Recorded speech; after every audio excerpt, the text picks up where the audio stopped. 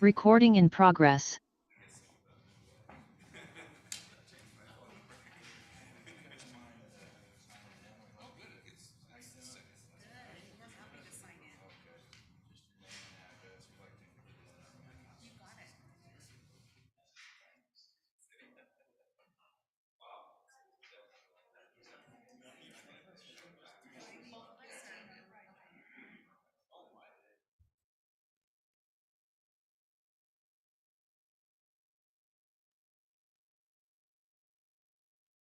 Got quiet really quick. Have you heard from Cody at all, by chance? Same tonight. Melody, this is Commissioner Hansen. Can you hear me okay? Yes, no, I have not heard from Cody. Okay. I'm going to give him just another minute or so to see if he comes.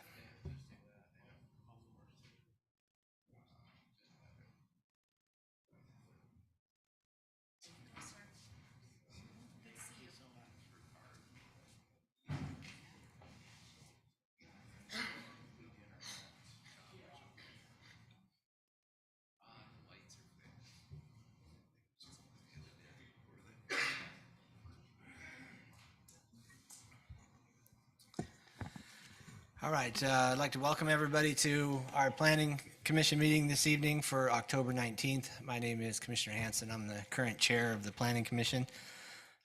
Thank you, commissioners, for all attending, staff for all the work you put into prior to this meeting. We welcome all of you as guests to our meeting this evening. We're going to start this evening with a opening prayer by Commissioner Mitchell. I'll go ahead and lead everybody in the Pledge of Allegiance after that, and we'll go from there. Commissioner Mitchell.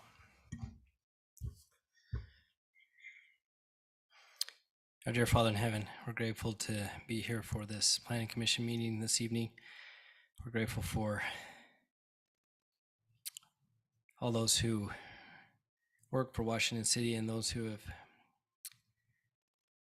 worked diligently to put this agenda together. And we pray that this time that would be with us as we go through our meeting, that we can do so in a peaceful and orderly fashion and accomplish what is needed this night.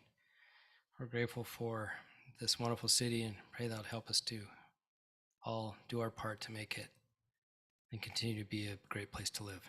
And we say this in the name of Jesus Christ. Amen. Amen. Thank you, Commissioner. Would you all please rise and join me in the Pledge of Allegiance? I pledge allegiance to the flag of the United States of America and to the republic for which it stands, one nation, under God, indivisible, with liberty and justice for all.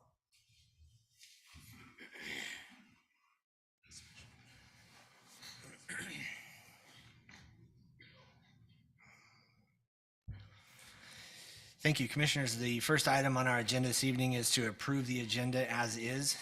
I'll look for a motion or any changes that need to be noted.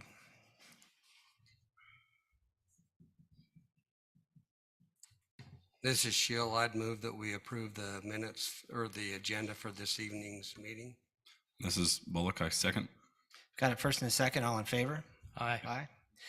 Okay, the agenda is approved and set as is. Next, I'll look for an approval of the minutes from our last meeting, October 5th. If you've all received the summary from Melody, if you have any changes or corrections, please note that at this time. Otherwise, I'll look for a motion to approve those minutes from October 5th.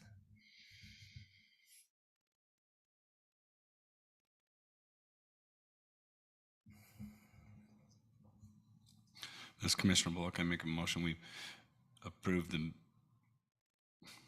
minutes from the October 5th, 2022 meeting. Commissioner Anderson, I second. We've got it first and a second. All in favor? Aye. Aye.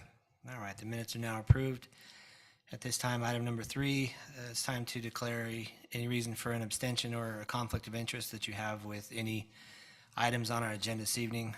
I do not have any personally. Commissioners, is there anything that needs to be noted? No.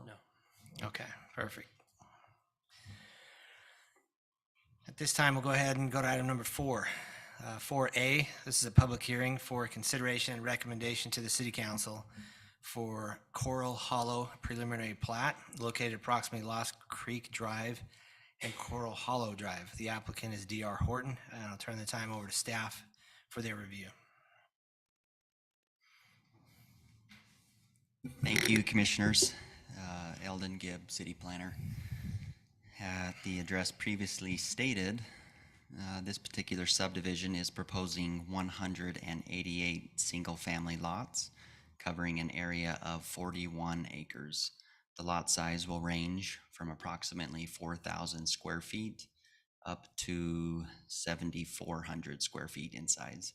The zoning designation at this location is Long Valley Planned Community Development.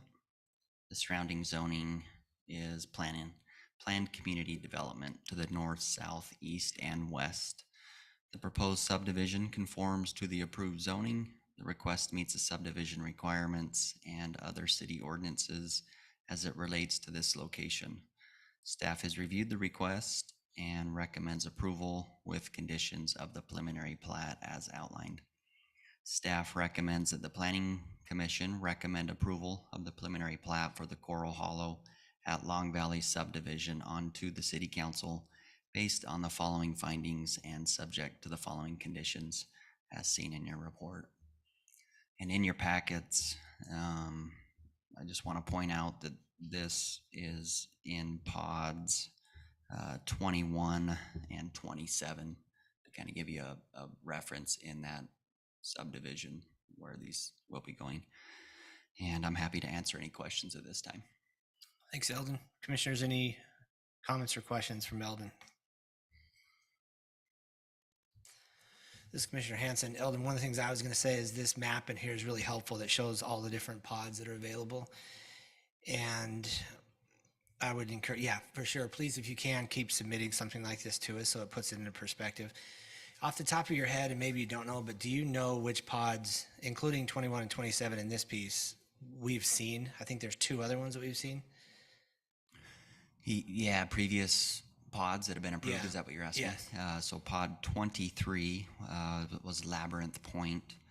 Pod 11 was Star Springs, in with 13, 12, and 24. Which, it's perfect. That was, is there, I'm trying to think of the best way to ask this. They must have some rhyme or reason of why they're doing it from the pod here and a pod there and all that stuff. Does that really matter to us as a city, or is it they're going to develop it how it's best for them? Yeah, they're doing what best fits their development. They wanted to get a big variety in first. A lot of the townhomes, single family, kind of put a broad range out there at the front to get. Okay. Get But all all that their roads space. are in, correct? The major roads are in and done and okay. All right. Thanks. Commissioners, any other initial questions before we open this to the public hearing? We do have preliminary plat on pods 1 and 2 as well. Okay. Have we seen that? Yes. When was that one? Is that, it wasn't the most recent meeting, correct? That would have been Labyrinth Point. It's fine. Correct, I just yeah, it remember was- seeing here and there, and I'm trying to piece it in my mind of what we have seen and what we haven't seen. Maybe I'll color this map in later. Like, this is what we've seen, this is what we haven't seen. It's just helpful for me. There's a lot, yeah. Yeah, it's a lot. going I out mean, it's a there. lot, yeah. Yeah. All right, thanks, Eldon. At this time, for those in the audience, I'll open this up to the public hearing. If there's anybody in here that would like to make a comment on this particular item, that's what this moment in our meeting is for. If you're interested in speaking, please come to the microphone and state your name for the record. And the purpose of the public hearing is to get your opinions or your voice heard to the city council. Whatever said at the podium here, not only is this broadcast on YouTube, so you know, for permanency, but it will also go to city council so they can review questions, comments, concerns that the citizens might have had. In the past, sometimes we've had people come up, and as dumb as I might be, they like to tell me how dumb I am. It's not really the venue to do that. So I'd encourage you not to do that. I don't think I know anybody in here, so I'm not as dumb as I might look, but it'd be nice if you come up and speak your name for the record, and let's get your name or your comments or suggestions on the record for city council on item number 4A. It doesn't look like anybody at this time would like to speak to this particular item. I'll go ahead and close the public hearing. I'll open the floor back up, commissioners, if you have any additional questions for the staff or the developer.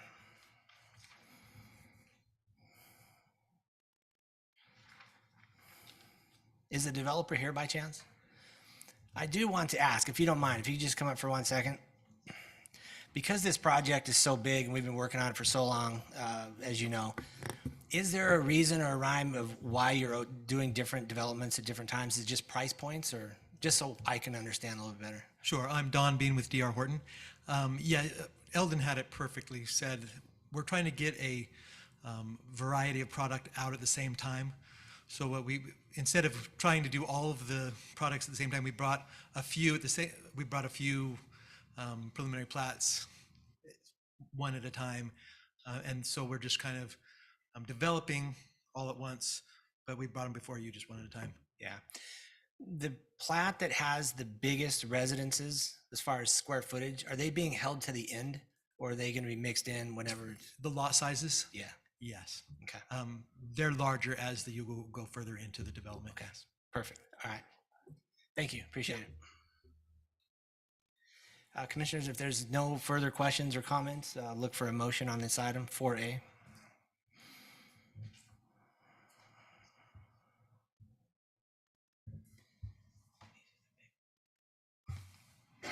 This is Commissioner Anderson. I make a motion to approve preliminary plat for the Coral Hollow at Long Valley Subdivision located at Lost Creek Drive and Coral Hollow Drive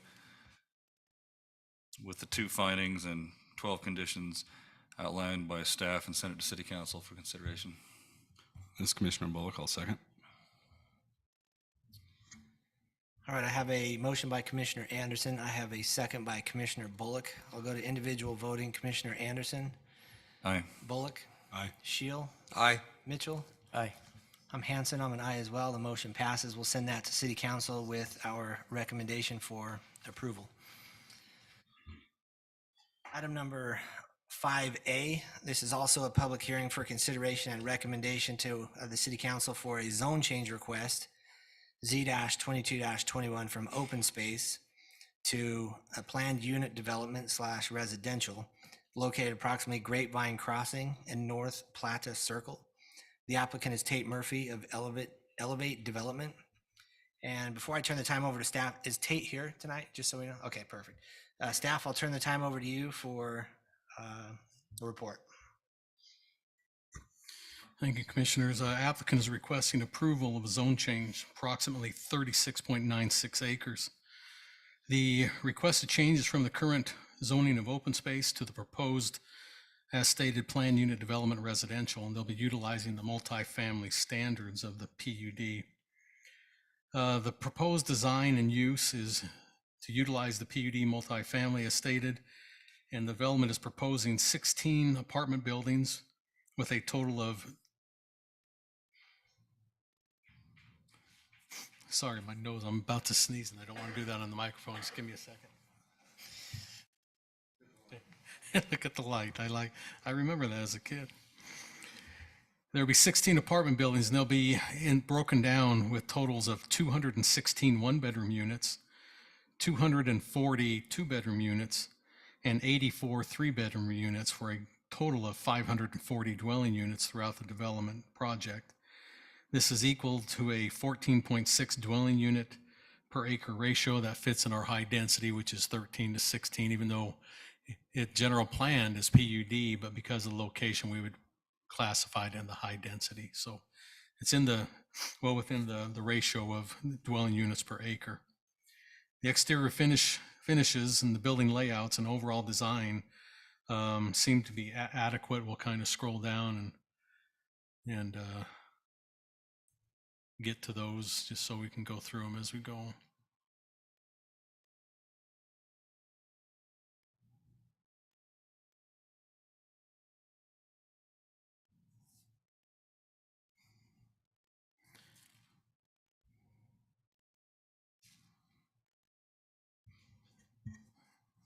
So we'll just kind of hit some of these elevations for you to see them as we're talking about with each of those. Now, there are 2 separate elevation designs, one for each side of being on the floodplain wash.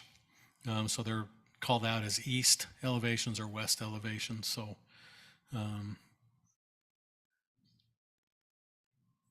is the clubhouse elevations, footprint of that clubhouse, and more elevations on the clubhouse on the. We'll skip through there, and these are just kind of ones you can see from street view. Now, on the other side of the floodplain washes will be more, like I say, the ones are more in the beige and browns. On the opposite side will be the kind of the grays, whites type finishes on here, cream.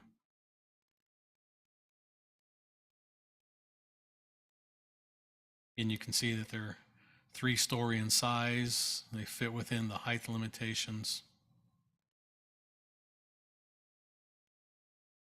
Again, the footprint of there's a clubhouse on each one of the sides of that. So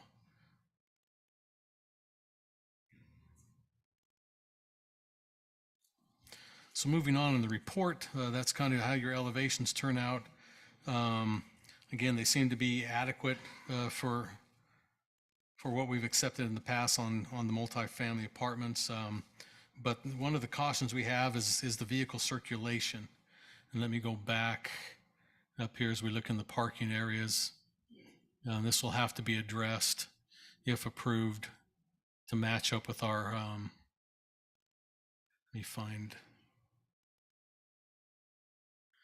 it will clear up. And the topography one's a little confusing, so hopefully this one is, a little bit more. So we're kind of concerned about some of these exits off onto the main roads. I'm going to try, if you can see my cursor bouncing down around here, because we have this road. This is that new road that's required to come down out of the Solus up in Coral Canyon. Actually, this is it. This road is one of the roads that goes with one of the Sienna Hills developments that's under construction right now. So we're kind of concerned about this little inlet and outlet, concerned about this one here as well, and some of these others just being too close, but we can work through those things, I think, in the construction management on construction drawing side, but that's one of our concerns is the circulation. Also, the proposed block walls on the west boundary adjacent to the proposed commercial area are showing to be placed at the edge of the street and the street cross section. This wall will have to be moved into the residential site a minimum of at least 10 feet to allow for the landscape strip between the wall and the street. And so that's just this wall down here. You can see, try to zoom in on that. This hard dark line is a retaining wall right at the back of the sidewalk. Those kind of cause issues for us because we always have a 10-foot public utility easement right off the edge of the street for one thing, and then sight distance. If we put too big of a wall coming around a corner, it's very problematic. So we like to have those walls pushed back off, past that 10-foot public utility easement, as well as the landscape strip there. So those are a few of the issues we wanted to point out.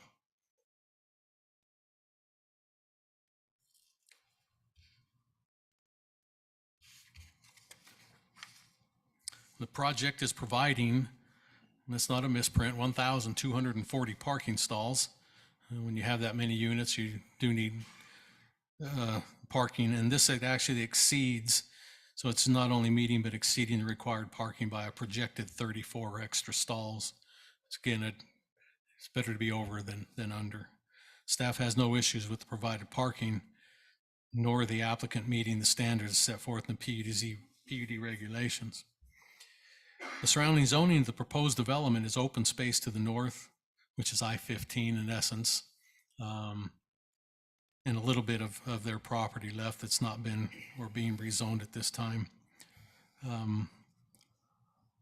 And again, it is open space to the north, and then it's PCD to the east, west, and south, which is basically the Sienna Hills and the Coral Canyon PCD developments. The allowed density, as stated earlier, is 13 to 16 dwelling units. They're within that at the 14.6. Staff does, however, feel that the total dwelling unit count is quite large, 540 units, even though the project fits the density ratio at the 14.6 acres dwelling units per acre. The entire area of this project was originally general planned as a commercial in nature in the general plan. It has been for years.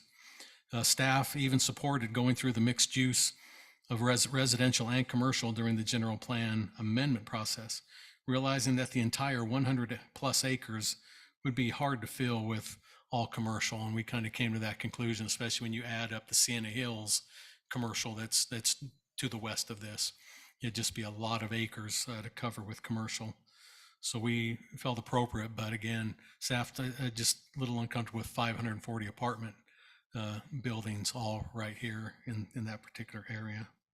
With that said, though, staff is going to recommend, staff's recommendation is one of a neutral, leaving the Planning Commission to recommend either approval or denial of Z-22-21 for the proposed zone change from the current open space to the proposed plan unit development residential, utilizing the multifamily zoning, and that would be on to the City Council. Staff has provided, however, if needed, the following findings and following conditions if you choose to use them. So with that said, I'll answer questions that you may have for me. So go ahead and fire away. Drew, this Commissioner Bullock. Did this not, I'm trying to remember, didn't we do a general plan amendment on this at the first of the year? It was actually, yeah, the first of the year it actually passed, this council passed it in January. Yeah, I can't remember when we did it, but it was. You caught in December, yeah, of the year there was before. A piece up on top of High Ridge that we at the same time turned that into residential and took it away from commercial because we thought this would be a mixed use on that side of the river, correct? Or the wash. Well, we left it all PUD. We didn't designate because the general plan doesn't designate between that. We took the one out of on the top out of in that meeting. That's what we did, right? I believe so, because it was kind of at the same time. Yeah, I'm just going to go to the exhibit for the next one, just because they have it broken up better. Trying to find that. So I'm going to. I didn't see an exhibit on 5B. Do you have an exhibit on 5B? I didn't see that one. It was. Well, there's supposed to be, and. Oh, okay. It was a conceptual. Yeah. What I will do is let you guys. Well, no, there it is. This is what if you want to just for reference, you can pass that between you. That was what was done in the general plan, and I'll bring up the Washington map. Oh, yeah, I was looking for that. I don't know where it went. Okay. So anyway, you can see the areas, and that's just what, tonight we're looking at the one for the commercial, which is our next item. This one is that other parcel, and then there's the third piece that's left that's to the east and over up the hill and on the flat edge by the water tank. That's how it's kind of broken down by that exhibit. So.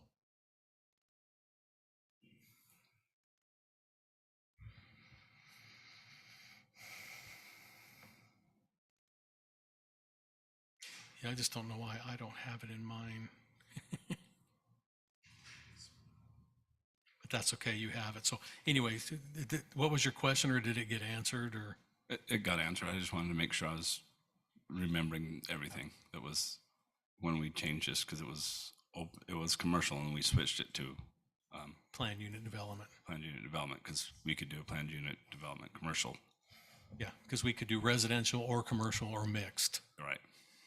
That's kind of what the understanding was when we did that, is that it would be mixed. Yeah. And it's the same applicant with the next item as well, but that's not part of this one, but just to help clarify that they're coming with just zoning of commercial, PUD commercial, without any buildings or uses at this time. That'll be your next item.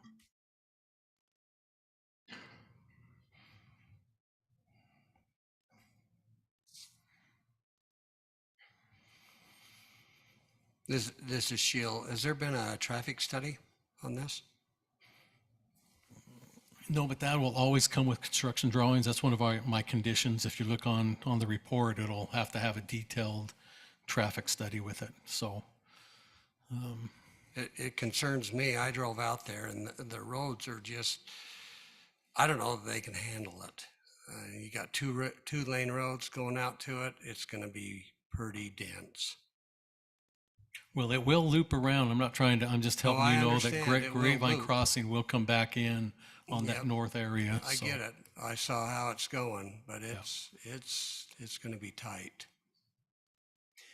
This Commissioner Hansen, Drew, you mentioned some of the road issues that you have can be worked through at a later time. Is that normal, or is that something that should have been done prior to it coming to us? Well, it's kind of normal. Sometimes, again, we're at the zoning stage of things.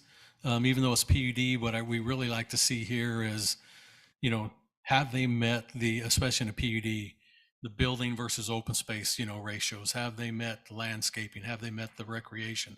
Have they met the elevation finishes is what we're looking at. Traffic stuff like that can be worked out. We're not, we kind of try to work through it at the beginning, but again, that's why we bring it up now. So it's not like, well, you didn't tell me that, Yeah. well, here we are. And, moving forward, and again, and if you feel you can talk to John, I don't know how much conversation he's had, in that, because sometimes they will bring Public Works into that. So he's probably over there going, Drew, quit saying my name, but that's all right. But we could ask how much conversation's been had on that. I know it's been talked about, but I'm not sure where they ended up with it. So. All right. One of the concerns that I had on this particular item when I was looking at it is it doesn't seem like the amenity package is even close to big enough for that many people. I see that there's 540 dwellings. Even if there was one person in each dwelling, which is not going to be the case, that's close to 600 people at one amenity in a pool. I just didn't feel like that was adequate. I felt like there should. Don't speak from the audience. So you'll have your chance to come up and talk. There is 2 amenity areas on each side of the street. Okay. Since I've got them on the screen. Okay. They I both still have think- pools, Yeah. and I focused my attention on the one pool that I saw. If there was another one, then I missed it, and I'll have to look at that while we're sitting here talking with some other concerns. So there's a amenity package on both sides of the street. yes, Are they both pools? yes. And then within the wash area here, we'll go to that. This even gets me dizzy.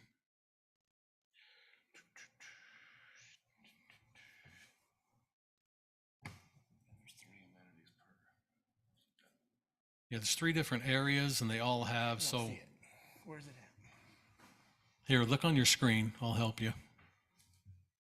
So 1, 2, I don't know where the other one is. Yeah. Well, you got the pickleball courts that are down in here, Oh, and then they've got some play areas. so is that Up in in the here. wash, the pickleball courts? Yeah.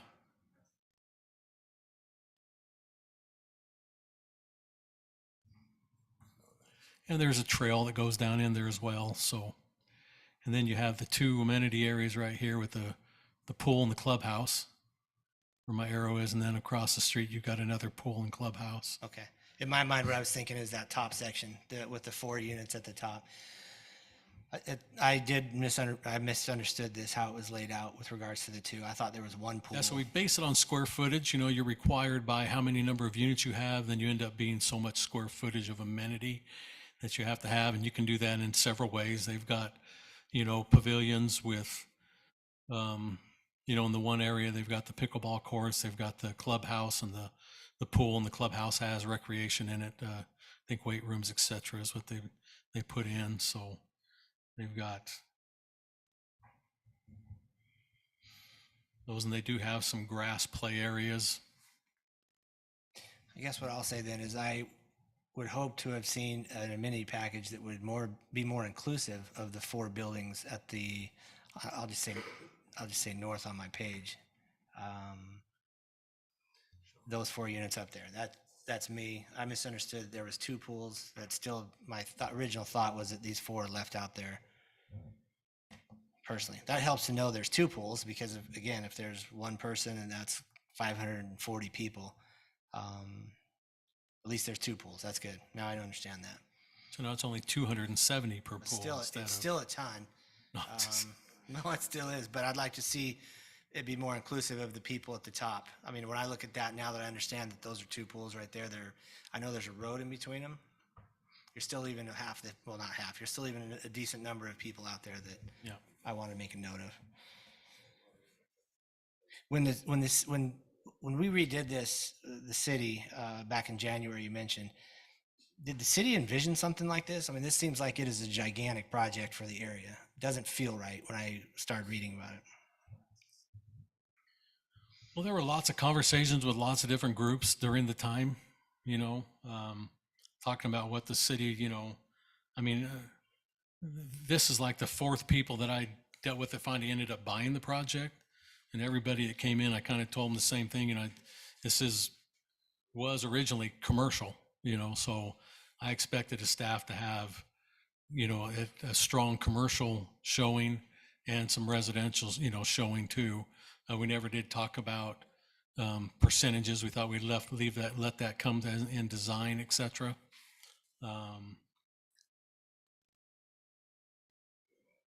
But again, I just, you know, like I say, I felt that this is kind of the second phase of this we've seen. The first one had roughly 400 and some odd units, and then it bumped up to the 5, and that's where I kind of had to drop and I just feel my gut is, you know, especially when I went back and counted all the apartments in the area. You may be a little surprised to find out in the last 2 years, Washington City has either finished and completed or are under construction 1,270 apartment units. Yeah, which is my next question. What's our demand for apartment units in the city? Is it? Well, that's the golden question. What is the, you know, demand, especially when interest rates go up, the apartments are, demand for those go up. When interest rates are down, then apartment, you know, needs go down. But then again, there's a new generation out there that a lot of people don't want to be home buyers, which is shocking, but that is a trend out there across the nation, maybe not so much here, but where people rather rent and so they can just pack up and leave anytime and move to their next destination and not have to worry about selling a home or something. So, but that has always been a golden question. Okay. Commissioners, any additional questions or comments for staff?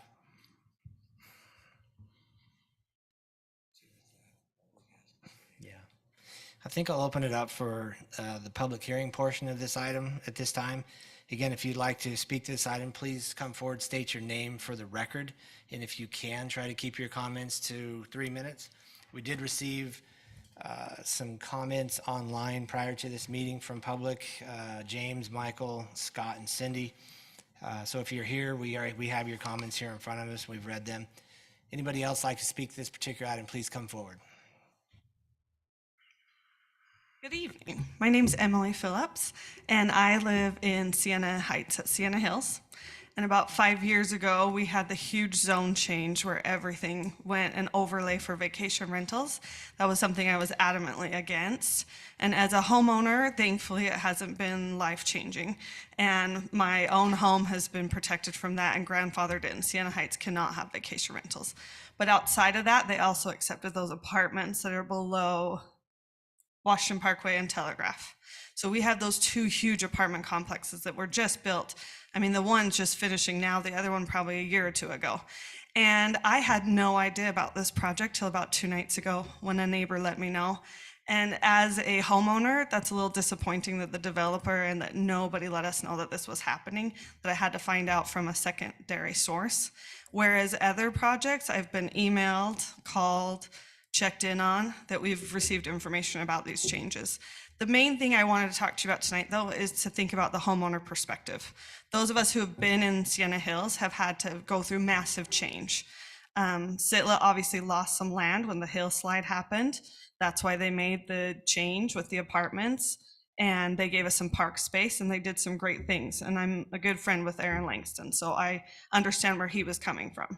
But I don't think that Sienna Hills should constantly bear the burden of the rest of the city with the overnight rentals, with all the apartments. As far as commercial, we were fully aware of Grapevine Crossing. We've been told that since we built. I've been a homeowner for 13 years. I always knew commercial was coming, and I'm fine with that. I've even joked with people, I would love a good grocery store right there. I'm always driving into the fields to get to Smith's or Lynn's. I would be thrilled with good commercial. Fine with that. This complex is giant. It's double the other apartments we already have. So why do we need more apartments right there? And the other issue is I didn't realize it was connecting us to Coral Canyon, Highland Parkway. If I understand right, that's going to become one massive, one entry, one exit. That is a deep concern as a homeowner. The traffic flow, even coming to this meeting tonight, I used to be able to come off of Ridgeview Drive and turn left onto Washington Parkway and no problems, 2 minutes tops. Tonight, I had to sit and wait and wait and wait and wait. If everything's coming through Grapevine Crossing, I'm going to start to get the overflow on my end too. So that's all I want to ask tonight is think about the homeowner perspective. Those of us who are there and already residents and we've invested in the area, we want to see the same structure, family friendly, great parks, awesome walking trails. I love the walking trails. We've gotten some pickleball courts I've been grateful for. There's lots of cool stuff, but we do not need 540 more apartments. Thank you. Thanks, Emily.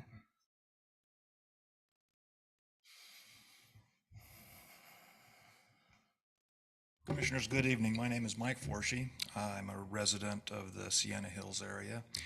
I've had some experience with planning and zoning before, my prior job, so I look at it with a little bit different eyes. I understand when I moved here, moved up there, bought the property and moved up there, I knew it was commercial. I looked around. I looked at the floodplains and the flow of the water, earthquakes, not really a problem here. But I did a lot of research into deciding to build my home in that particular area. I appreciate your staff, and I'm probably echoing a lot of things that Mr. Scheel, Mr. Hansen, you've already said. My concern is okay, that they've got 1,240 stalls, which is more than what you go with or is what's needed. But let's say there's 1,100 cars. Those 1,100 cars, Mr. Hansen, like you said, Grapevine Crossing may loop. They're going to go to Washington Parkway. So what's that traffic concern going to do to the rest of us? Grapevine Crossing is where I come out, or Sandy Talus. That's all onto Washington Parkway. That's a lot of people to move in and out of there. The zoning change, making it into residential and commercial, I don't know that that's a really big issue to me, other than commercial property up there. The traffic comes in the daytime and then leaves in the evening. Even if it's 24 hours, people don't visit stores, 24-hour grocery stores in the middle of the night. So that type of density in that area, I don't think is proper for what we have up there. And that's going to be a little bit than maybe some of my constituents or residents behind me, at least giving you that side of, yeah, mixed is maybe okay. I put down notes, and I apologize if this is rambling a little bit, but those are some of my concerns. I'll go on a little bit more if you put in something like that, this size, and put in that growth in taxes or growth in population does not cover growth in taxes. If it did, our taxes would have never gone up, other than inflation. Putting that many people is going to impact public safety. It's going to impact the EMS. It's going to impact the state on freeway systems and all of those types of stuff. It's not that I'm against you. There is a need for housing, housing like this, and it's going in. There's a need for it. My concern, Mr. Hansen, is the size of it. I would suggest, and my recommendation would be that it be given back and asked to pare it back a little bit. In in what the staff came up with, they also mentioned that building something this big, the other pieces of the plats up there that are commercial, there's an issue with how they're going to access those pieces. And I think a bigger picture needs to be taken of that area, and that may even go into your next agenda, as this gentleman mentioned, that commercial area that they're talking about. What will 1,100 cars do to that commercial, and how are they going to access that? Because that has no design to it. It's just willing or wanting to change it to a commercial property, which is what it was designed to do. But how are they going to access it? I think if it's the same developer, that this should somehow tie together, not just approving this for its mixed use, but also your next one, and I won't come up and speak to that one, but because that is its use. But how is it all going to mix together? I think the size is a really big issue. Thank you very much. Thanks, Mike.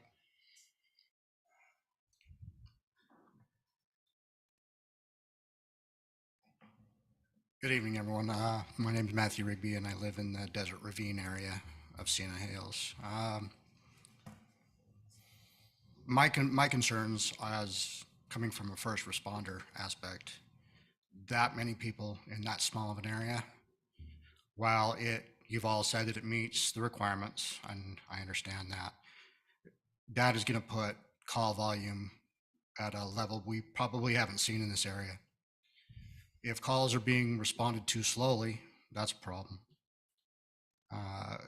We've already had one accident with death in that area because of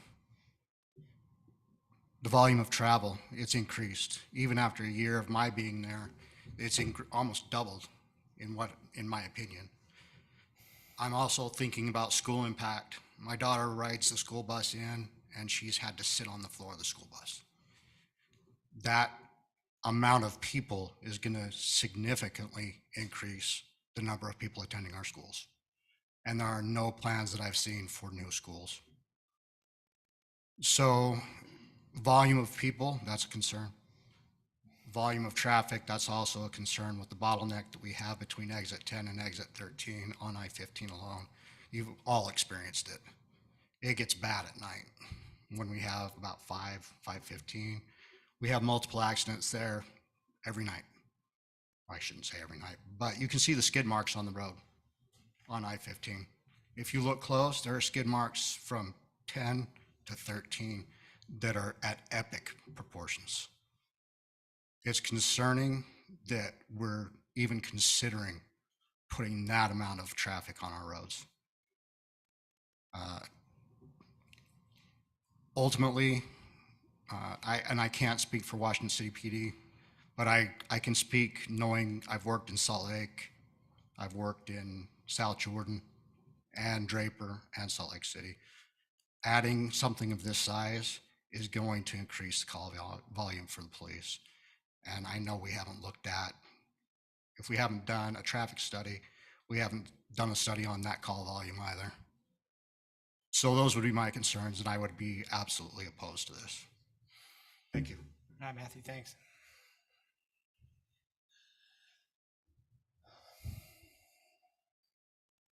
While this gentleman's making his way up here, the first three that came up here, nice job. I've seen some terrible comments in my 5 years. You guys did a good job, so let's keep it going here. I'm Ronald Hansen. I live on Pleasant Valley Lane in Sienna Hills, Desert Ravine. I found out about this meeting 2 days ago. I just recently sold my house up in northern Utah when the zoning commission up there for Cedar Hills has a development like this.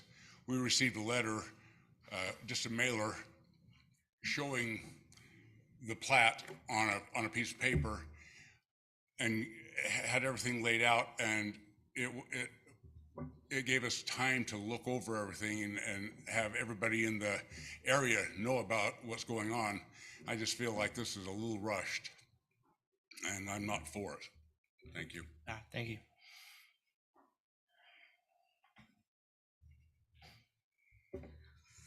My name is Brandy Perry, and I live on 1413 Plata Circle. When we bought, we knew there was going to be commercial, which we were great. We found out about this meeting 2 days ago as well. We were not notified. Neither was, I also own a vacation rental company where we manage about 100 homes here in this vicinity. None of my owners were notified as well of this. It is a huge concern with traffic, with safety. We have 3 apartment complexes already on exit 13. I do not feel like another one, we just can't facilitate it. There's just too many people. Grapevine Circle, or going on that roundabout, I don't know if you guys have been on that roundabout, but a lot of people don't know how to facilitate it. And we've already had a death there, and it's just concerning to see that there would be 500 additional units up there of apartment complexes, which has many, many people that live in the units. So we don't even know how many cars are going to come through. And our home, that new road that's coming down from what Cole West has done, it's right behind us. And so it's a huge concern to us as homeowners.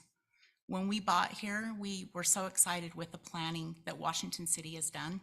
You guys have done such an amazing job with everything, the growth, with the beautiful parks and walkways and just everything. That's the reason why we bought here. We didn't buy here for another apartment complex. So I am very much opposed to it. Thank you. Thank you. Chairman, if I may, just in between comments, just for the crowd and gallery and for the commission. The state law has a notice requirement for public hearings. The city actually has adopted a bigger circumference of notice requirement. And so the city's complied with greater than state law. But it's always the case that there are people that don't get notice. And just for the commissioners, someone that shows up with a notice, their feedback is no more weighted or no more valuable than somebody that didn't. This is a public hearing for anybody that shows up, and all feedback is meant to be received similarly.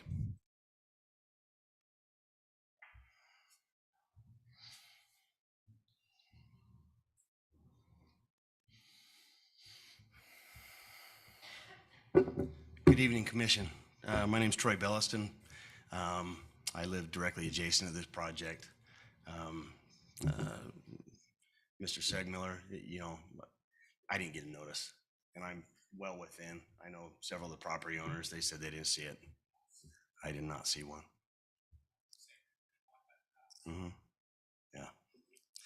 So anyway, as far as I'm concerned, if this feels a little bit like a bait and switch, what was presented, you know, at the general plan was we're going to do a little bit of mixed use. It hasn't come in that way, right? So, you know, obviously it's a little shock to have seen this pop up. Recently, I came before this commission with a request to change sign ordinance and some setbacks. I set a meeting up with, or I set a meeting site up at the community center. I sent out emails to every HOA in the community. I reached out to whoever I could in an effort to have a conversation. There's been zero outreach by the developer. And so for something like this, you'd think they'd want to have at least some sort of a conversation with the community and the people that are going to be directly affected. This is a new entitlement. You know, there's been some discussion on the apartments down, you know, against Telegraph, but the fact of the matter is everything in Sienna Hills was set 20 years ago, before any of these homes. You look back to it, the densities that were set back then, they were set 20 years ago. The overall density in Sienna Hills, 6.1 residences per acre. That's the density. This is 14 and a half, and that doesn't include or that includes the non-developable FEMA floodplain. So, you know, the true density in my mind is a little bit higher, but again, it is a new entitlement, so please view it as such.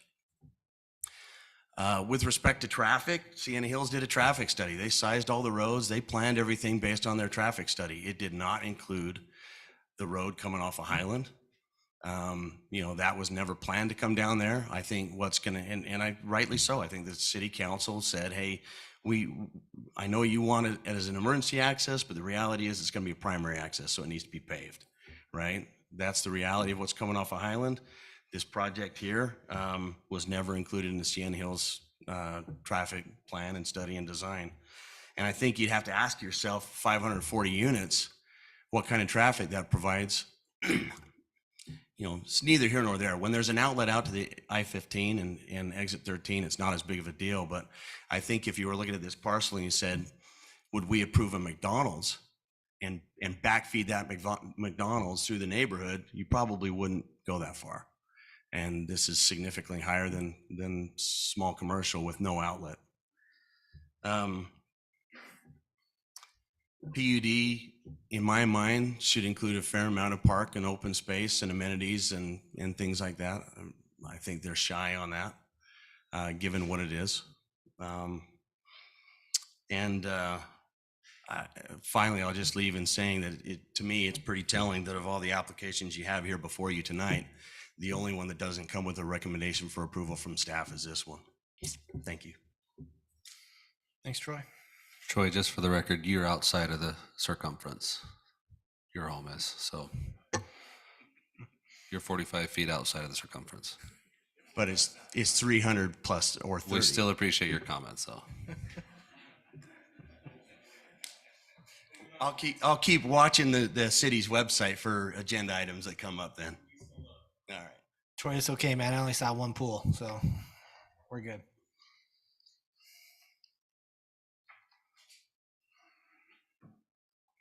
Anybody else this evening would like to speak on this item?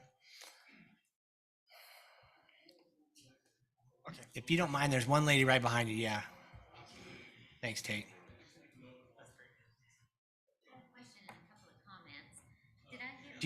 Could you mind coming forward? Thank you. I'm Barbara Rhodes, RHOADES, live on Pleasant Valley Lane in Sienna Hills. I have a question and a couple of comments. My question, did I hear correctly there were 1,200 units, apartment units in the Washington area? Was that the right No, there's number? more than that. That's just what we've built with all the new ones that we were really hurting for apartment units till about 2 or 3 years ago. Then all of a sudden we made up the difference. We're just saying in the last couple of years we've built 1,270. Oh, okay, So there's more than 1,270, but not much more. We had very little apartments in the city till the last couple of years. And are we proposing 500 more be built in the Sienna Hills neighborhood then? Yeah, but it's not Sienna Hills. It's not in your development, unfortunately. It's outside. It's in between Coral Canyon and Sienna Hills, but in essence, in the area, but not part of that planned community development of Sienna Hills. Okay, so if we have more than 1,200 apartment units in the city of Washington, and right now we're proposing another 500 be constructed near Sienna Hills, that's just an awful lot to ask this neighborhood to absorb, in my opinion. Unfair to the homeowners there to have that great a percentage, to absorb that great a percentage of high density housing in the whole city of Washington.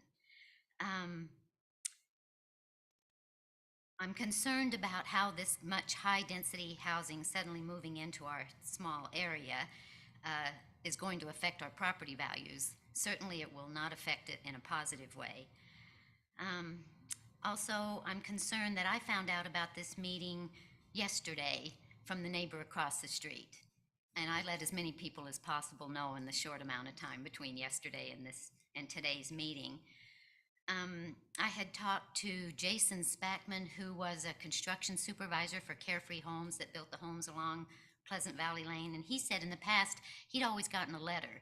And he was surprised to hear from me that this meeting was going on. When Troy Belliston spoke earlier, he talked about the efforts he had made to advertise a meeting to talk about his proposal. And with all the effort that he had made, he neglected to tell us that 2 people showed up to the meeting, me and my husband. And yet, this meeting seemed to be a well-kept secret, and yet look at the response that you got from the community. I think that really reflects the concern of the community. Those are my concerns. Thank you. Thanks, Barbara. Tate, I'm more than happy to have you come up in just a minute and give you all the time that you want or need. You won't be limited to trying to keep it under 3 minutes. I just want to see if there's anybody else in the public that would like to make a comment on this item before we close the public hearing.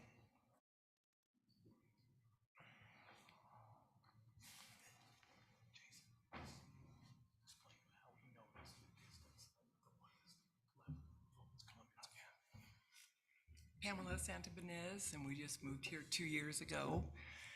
We've already had people cutting through our neighborhoods. I live on Sandy Tallis, and Barbara and Rod live behind us. I can't see this happening because we go out and walk every morning up in there, and just with the rentals, they're up in Escondido, all the side-by-sides, people coming down, people walking through our neighborhood, cutting through our neighborhood.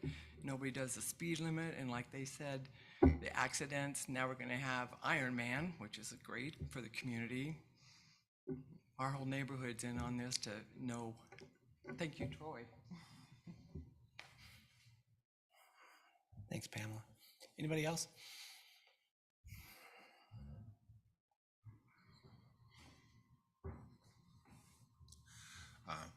Dick Saunders. I'm a resident not of Sienna Hills, but of Coral Canyon up on the Mesa. And we really look forward to having the road go down the hill and access through Grapevine Crossing. But traveling those streets, I agree with the residents that you've got, for this property to be developed with this quantity of residents going through the roundabouts, weaving your way to Washington Parkway to get access to the freeway, which I presume most people would be doing, seems to be overkill. I would strongly suggest that we downsize it in some way to make it a more reasonable number.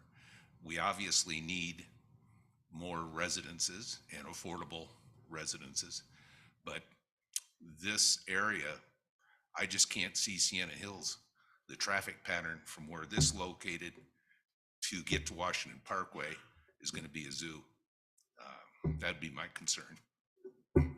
Thanks, Dick.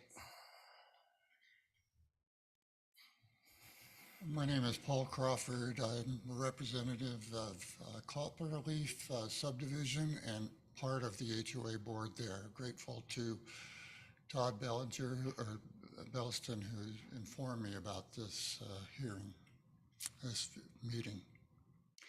I'm much edified by the comments that have been made here. I support Emily Phillips and the concerns she has as a homeowner. I went out to the property area after looking at the maps to kind of get a feel for what's going to be built here. It's massive.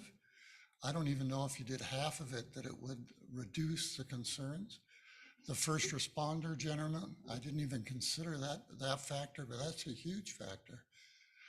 If I were a resident in this 500 plus community, the access points is obviously through Grapevine North and through that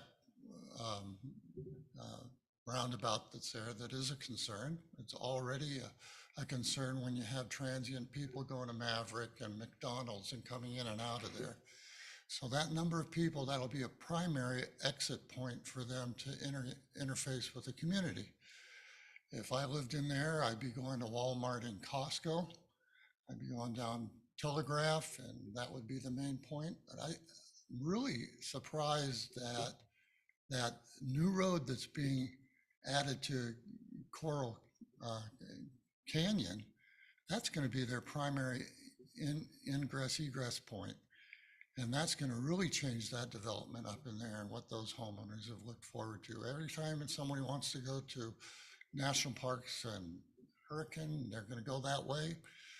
When they come back from Costco, they're probably going to go right by Ovation and up through the neighborhoods, which concern a lot of the homeowners here. So I think that traffic flow is a big concern for me, but I also think the ability to be able to provide services for this number of people. The 2 swimming pool concept, I think 2 is not even enough. That's a lot of bodies in swimming pools and things like that. And so where are they going to go for that entertainment? It's probably going to overflow the Washington City Community Center. You know, some of the other amenities that we have here that are worthy of our applause and attention. So I think as we look at homeowner values, we look at where these concerned citizens are going to go, we're greatly concerned in our HOA with the other HOAs and how that impacts. Thank you for your time. Thanks, Paul. Anybody else have a comment? I have a sneaky suspicion somebody would like to say something, but they're not really sure. So once I close the public hearing, that's kind of it. So if you have anything you want to say, come on up and get it on the record now. See, I knew there was one. There's always one.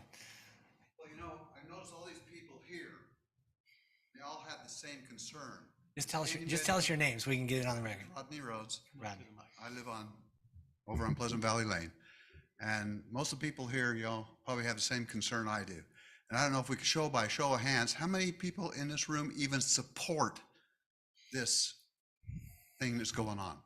Can we do that? Is there anything wrong with that? Yeah, we don't do that. We try to avoid that type of a poll. Or, Okay, but yet you guys are going to raise hands and vote? Well, let me back up. I was yeah. just about to say to you now, I think that your comment, it hit me and I'm going, you know, I remember 5, 10, 15 times where people assume the way we think or the way we're going to vote for this. There is 0% chance I had an opinion of which way I was going to go coming in here. I mean, I know what I've read. I know kind of how I feel about it, but in no way, shape or form would you or anybody else be appropriate in telling us how we feel we're going to vote. So that's unfair. Well, I appreciate that. Also, there's another concern I got, okay? You show all these elevations of these homes and these apartments and everything like that. And as you come out of Washington up to Telegraph, you know, you got all those apartments there, good-looking apartments and everything. But right down the road by the sod farm, you got a thing that looks like a box. It looks like a piece of garbage, to tell you the truth. It looks like it belongs in a... On their building or what? It's being all framed up and everything right now. And it looks terrible. I mean, if you want Washington City to look like that, that's where it's headed. I come from Clearfield. Okay, it used to be a nice little town. It is nothing but trailer parks and apartments. It is horrible. It's a horrible thing to live around. That's why we left there and came here. And so, you know, I just appreciate, you know, that if you don't want it in your own backyard, don't build it in our backyard. Okay, thank you very much. Fair enough. Thank you, Thanks, sir. Robert. We just try to avoid what we call public clamor, which is cheering, voting. You're more than welcome to come and express your dissent. We'll listen to you.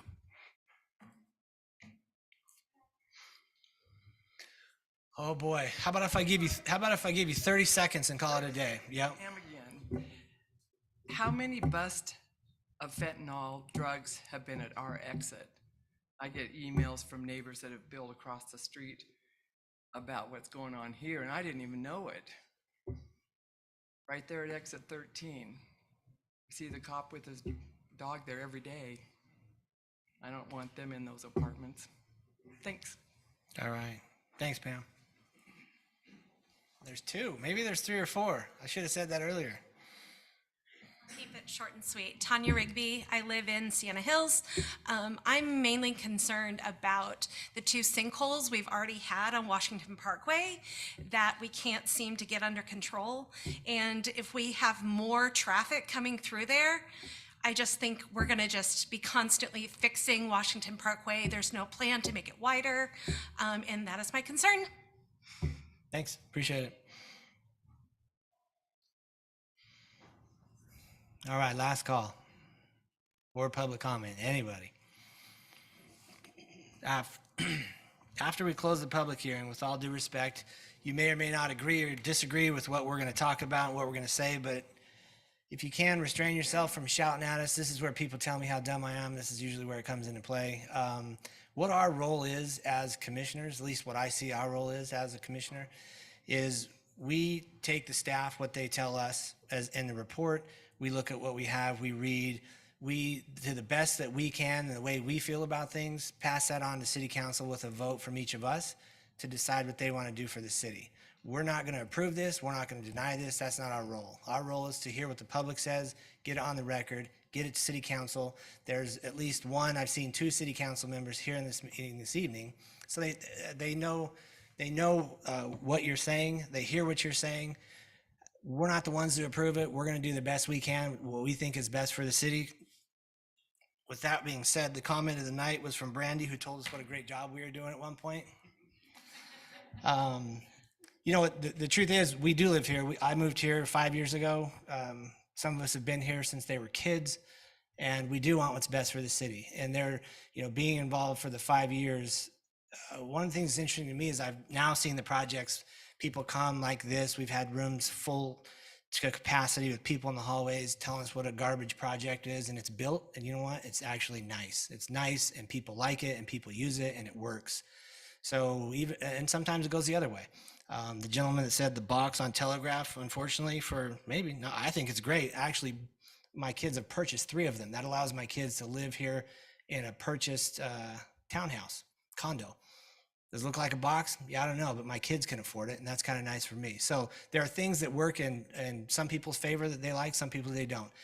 For the people that are concerned about traffic, and Drew's heard everybody up here, they built an entire neighborhood that goes right past my house. So I understand that. I voted against it. Look what happened. It came back and they built it, and I deal with traffic on a little bit of a different scale, but to the same situation. I understand the concerns that you're saying. In no way, shape, or form was I coming in here gung-ho about this project. My concerns are a lot of the same concerns, and I think I could speak for all the commissioners. We feel the same way. So with that being said, I'm going to ask one more time, is there anybody that would like to say anything for the public comment before I close it? Rodney, because I gave her 30 seconds, I'll give you 15 if you come up to the microphone and state your name again, and you start with how good we're doing as a city. Yes. All right. You're doing fantastic. Then we're on the same page. Okay. Now, just as a correction, the box that you were talking about, okay, the ones on that side of Telegraph in Washington, nice looking apartments. The one down the street on the right-hand side, piece of garbage. By the sod farm. Yeah. By the sod. Okay, I wanted to make sure that, because you was talking about your kids are renting there. They can't be renting No, they there. bought them. Oh, they bought them? Yeah. Okay, well, I'm sorry. So, See, here's the whole point is I totally respect your opinion. Do they look that way? I could argue they look that way. On the other side of the fence, I've watched my kids buy them. I've watched equity be built. They're not even, there's a lot of great things for younger people in this community that might not make sense to some, make great sense to others. I totally get, I respect your opinion, but there's a reason for it. Also, one other thing, as we were told when we bought our house here, that was going to be commercial. Yes. Now it's we totally get it. It's a valid concern. It's a really valid comment. And, you guys said you held a meeting in January. Was anybody invited from the public for that one? Everybody. Where? When? I didn't see no notices. Okay, this is where I'm going to, Did you check the seconds are kind website? of up, but I just, so everybody here understands what the noticing is about. Just because you live in Siena Heights, you wouldn't have got one. Okay, you live in where you do, you wouldn't have got one. The state law is 300 feet away from the project or the application, 300 feet away. Everybody has to be noticed within that 300 feet. Okay. Okay, that's what it is. So if you didn't get one, you wouldn't. The state law doesn't require it to be. And you say, well, why don't you go a little, well, where do you draw the line? But instead of sending a notice to every citizen every time you do it, but you say, well, there's nothing wrong with that. But then if you wanted to do a zone change and you had to send out 30,000 notices, you would say, I don't think that's not fair. I'm just trying to explain to you what, we follow the law 300 feet. If you're not within the 300 feet, you won't get one. I can't say anything. I can't apologize for it or anything else. That's just where the line is in the sand. It's 300 feet within that. Now, Washington City has even gone a little beyond that to say that you got to have a minimum of 30 notices that go out, at least 30.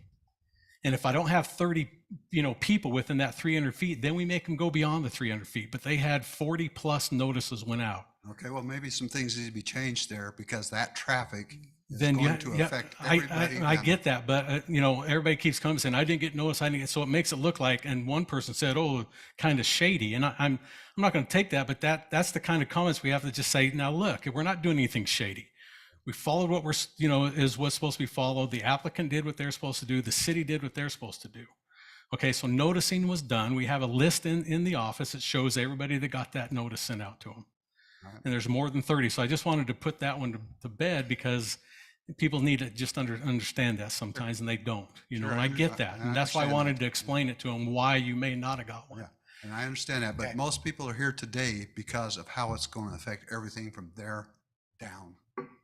And we get that. And that's why we have public input. Yeah. That's why we let people come up and make the comments. And sometimes we let them come up twice. Or 3 times. Well, we don't. Third time is usually doesn't happen. But Third time I'll have one of you guys a seat. I think we have the police officers here ready to go on the All right, third right. one. But no, I'm just. Hey, Rodney, thanks for your comment. That's the most time out of 15 seconds I've seen. You get that award for tonight. I appreciate it. Brandy, you still win the high five award for telling us how great we're doing. At this time, I'm going to go ahead and close the public hearing. I appreciate all your comments. We really do. Again, the purpose is to get that on record. There's 2 members of the city council. Staff is here at the next meeting, multiple members of the staff. They all know what the comments are. They're discussed in that meeting, before that meeting. It's not like something's going to go away, including the ones that were emailed in ahead of time. So, commissioners, with that being said, I'm going to open the floor for any questions or comments that you have. And then Tate, I'm going to give you the opportunity to come up if you'd like to and tell us how great we're doing, and then go ahead and let's talk about your project. All right. Commissioners, I'll open the floor for anything you have. This is Sheil. When I went over there the other day, I went up and actually walked the drainage area, and I'm concerned about the rerouting. I mean, it's a mess. Something has to happen there. I don't see any trails going up in their plans here. We have a heck of a tunnel that goes across to Church Rocks that's really awesome. And I think we need to keep that in mind and keep access to that. I'm a mountain biker. I love it. And it's a neat access point. I'm probably not the smartest one in the room. I hope to not get any dumber. Hold on, man. I'm right next to you. Hold on. But I feel like we're trying to put 100 pounds of sand in a 50-pound box. I think it is too big. That's my feeling. It's coming, and I think we have to be prepared for that. Maybe not this, but traffic is coming. People are moving, and Washington Parkway, Washington Fields Road, Telegraph, they're going to be busy. Get ready for it because it's coming. And with that, we'll bring some pretty neat commercial opportunities, but we have to have population to get those here. So be prepared for traffic. I don't think this supports, or this 540 units would support, or the roadway that we have will support this development. That's how I feel. So, amen.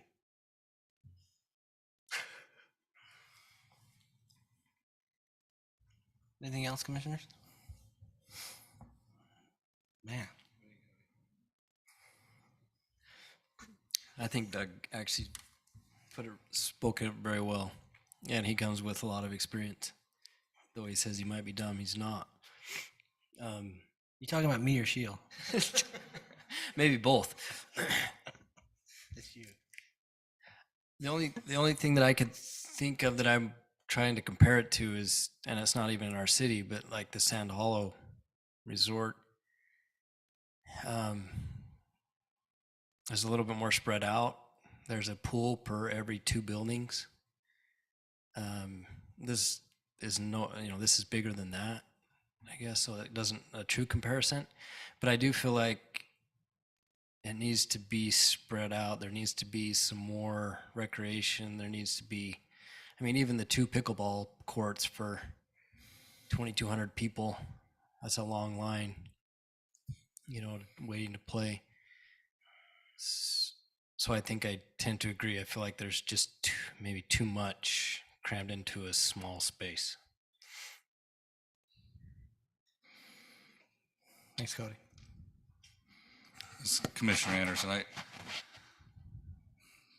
guess on a couple notes, like from a building and architectural standpoint, I think they've done a good job of making these units look attractive. I think it's a decent looking product. I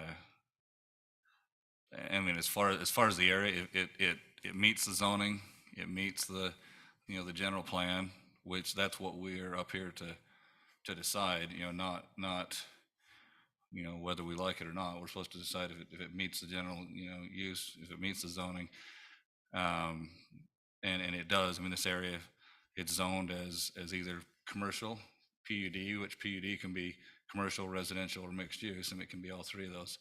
And that's what it's been for quite a while. But whether it was represented as different or not, I mean, that is what it is. However, so I guess those would be the reasons for saying, well, it meets those requirements. But I think that a project where you have this many people living there, and again, I'm not opposed to. I mean, we have a real issue with affordable housing, and whether people like it or not, the only way to get housing more affordable is to increase density. I mean, nobody likes that, especially when it's in your backyard, and I understand that. But right now, with interest rates, I mean, there's no such thing as a first-time home buyer anymore. It just doesn't exist. And we can't have it be where the only people that have anywhere to live are people that have money for a large down payment. I mean, we can't have an entire community of retirees and there's no one else that can live. So at some point, you have to have density, whether you like it or not. Now, where that density is, the idea hopefully is that those areas are planned out far enough in advance that when people buy their homes, that they're not shocked about it, because it's always shocking if you don't realize that you could have density next to you, and I get that. As far as this project itself, though, I think that for this many people living there, the biggest constraint that I see would be that the roads and the infrastructure are already in place. It's not like we can say, hey, we need more intersections, we need this road bigger, we need, we can't really change that because all that stuff is already in place, the traffic patterns are already in place. If it were in, more of an open area where we had more opportunity to do that, I think we could probably plan the traffic and plan the way that it lays out a little better. But where it's restricted by that, I think that for a project like this to move forward, I think it really has to have, you have to have, a traffic study to where you can plan the community around the existing infrastructure to make sure that it works, make sure that it flows. Not only for the residents around it, but just for itself. I think it's too many people for the limited space that it's in for the traffic. I also think that the amenities for that many people are too sparse. I mean, they do have amenities there, but I think, you've got 1,500 to 2,500 people that are going to live there, and there's no way that you have enough open space, you have enough, amenities, even if it's just walking trails or additional amenities. It just needs a little bit more breathing room in the project for it to work with this many people. So, that's my thoughts. There's the brains right there. Yeah, you have a gift of tongues.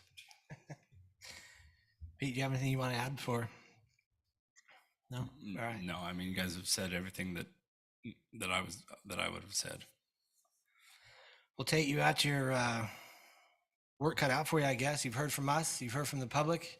I'll give you every opportunity you want to come up and talk to us a little bit about your project and help us understand some of the questions, concerns that you've heard tonight.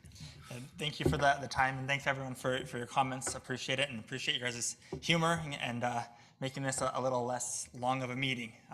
You guys are a great commission. So just to address a few items that were brought up tonight, when we You brought probably this ought back, to state your name. Oh, sorry, Tate Murphy. So back in January when we brought this, plan, we had about 800 units in this area shown on the site plan that was presented, with about 18 acres of commercial. We, after talking with the city and realizing where priorities were, we actually scaled that back from 800, residential units in this area down to the 540, and then we were able to increase the commercial by about 10 acres and add more commercial to the city, realizing that was where the priority was. So, compared to that site plan that was shown back in January, we've tried to take feedback, scale it down, and understand, where the city's priorities were. To this, the amenities point, it's not shown on this site plan because it's part of the commercial, but we have planned a pump track. So to the mountain bike course, we knew that that was a really important thing for the city.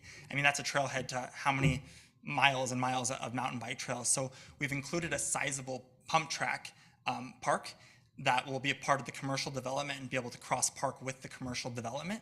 So that's one of the major amenities to this area, even though it's not necessarily shown on this site plan, right? Is these people getting out and doing what, I mean, it's why people live in beautiful southern Utah, so they can get out and enjoy it, right? And that trailhead right there will be improved with that pump track and be a very large amenity for this space. As we've gone through, the traffic, we have performed a traffic study, and we can share that with everyone.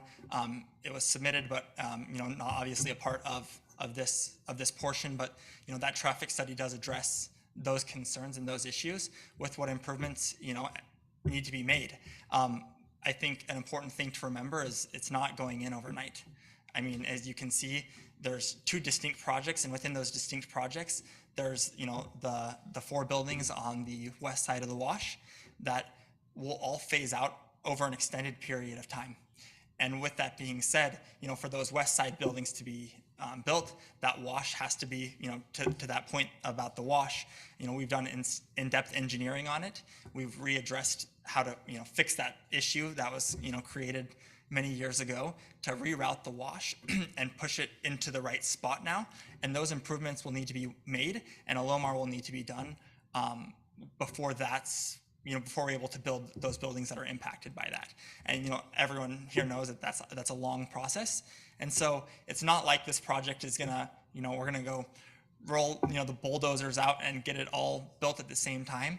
To the point, with the different impacts on the city, it will be rolled out, and the city, will have time to adapt as different buildings come online, different portions of the project come online.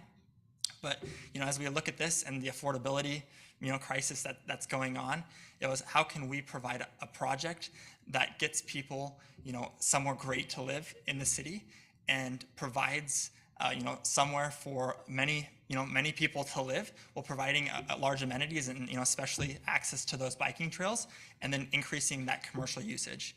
And then, the other point obviously is, as this project goes on, the first phase, yeah, it'll connect down through, but as the project goes on and as we're able to improve that wash, Grapevine Crossing will be extended. And, that's the quickest way to the freeway. And so most of the traffic at that point, as far as commuting, is going to go out that direction.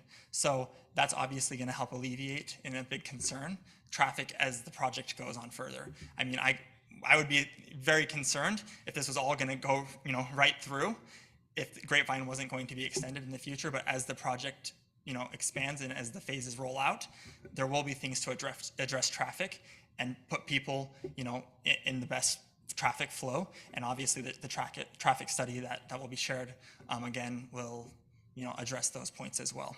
I really appreciate everyone's comments tonight. We came in with the intention to scale back the residential from what was shown in January, to increase the commercial, and to provide a project that, we tried to make the finishes really nice, something that not only we could be proud of, but the city could be proud of. And, it's actually been proven. I know land values were brought up a lot. The Kevin Gardner Institute did a study in Salt Lake where homes next to high density multifamily actually increase in value.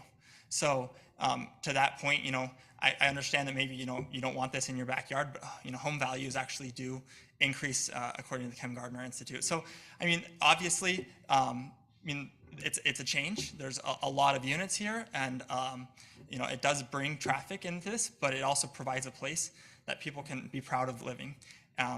I'm grateful for the time and for you guys' your thoughts, and I'm happy to answer any questions that you guys have.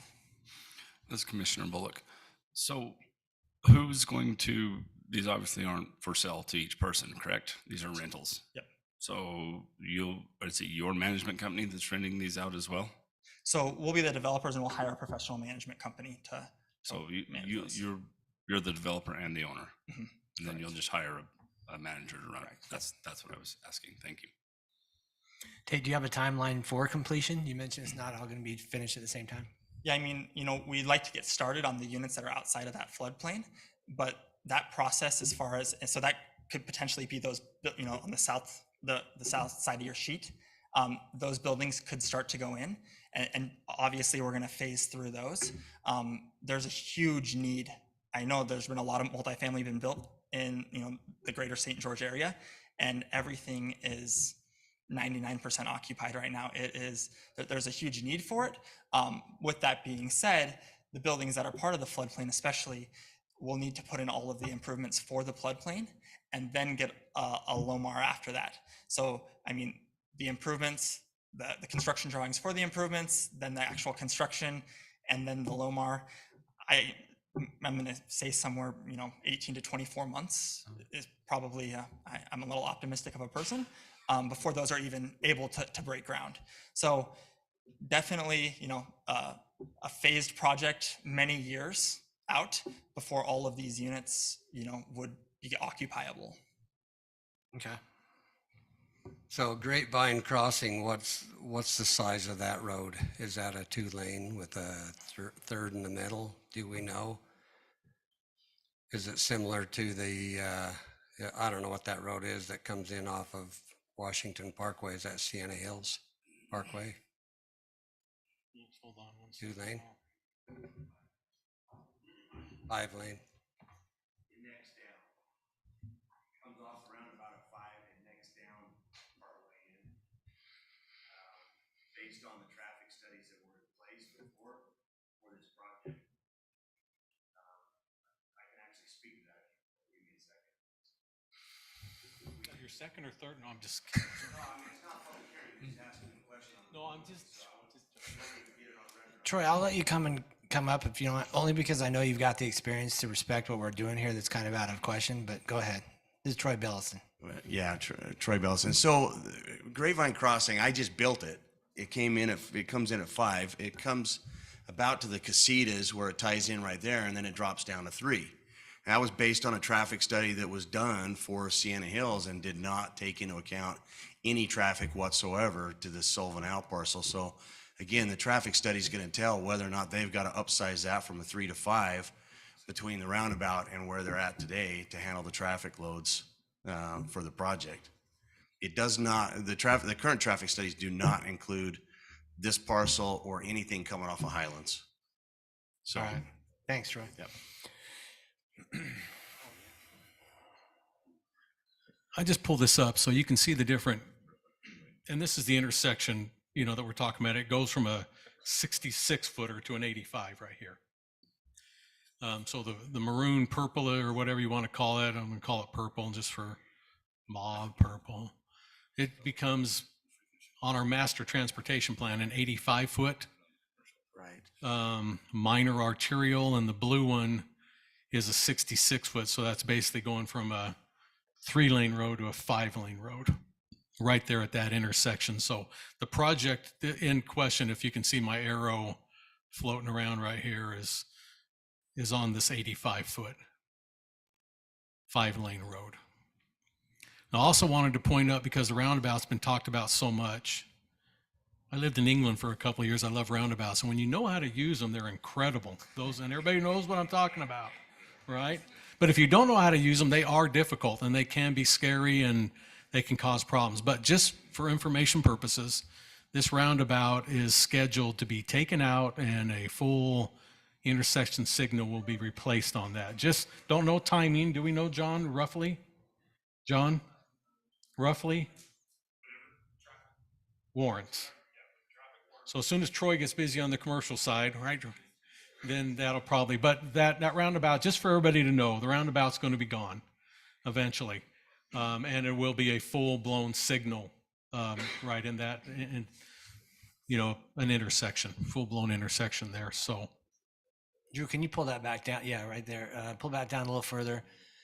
So again, show everybody where this development is, and then because the traffic pattern would go onto the pink then. Am I incorrect in that? yes.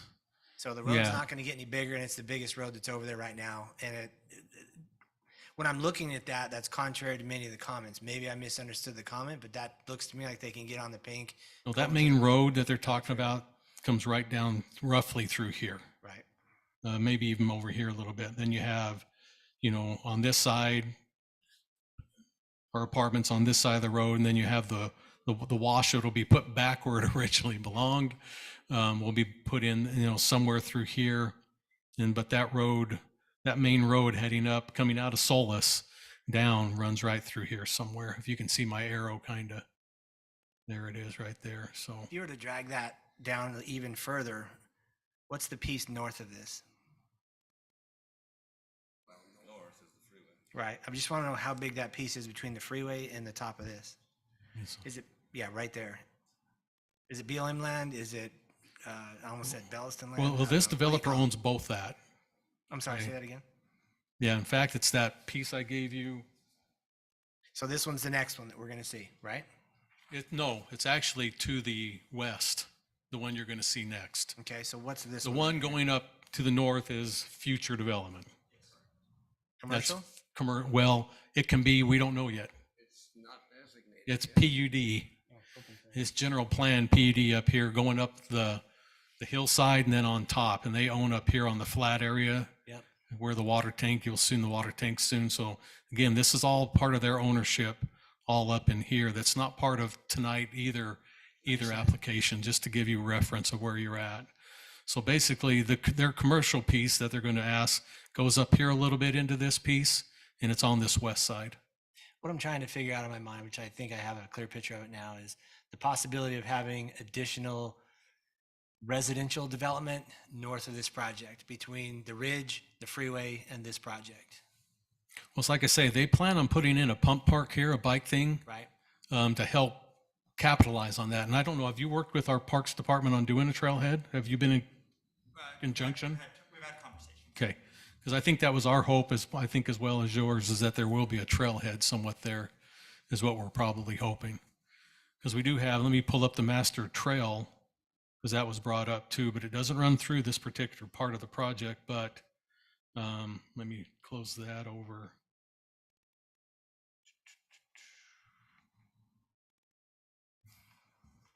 So you can see the trail just appeared in this lime green color. This is the city's master plan trail system. So we're hoping to come down by the freeway, run parallel, and of course it goes in and then under that tunnel. And then we're going to tie this in with Coral Canyon and their master trail system, which is ours. We've kind of worked in conjunction with Coral Canyon we take over those trails once they build them. And you can see we have trails on both sides up here on the flat of the knoll that then gather together here.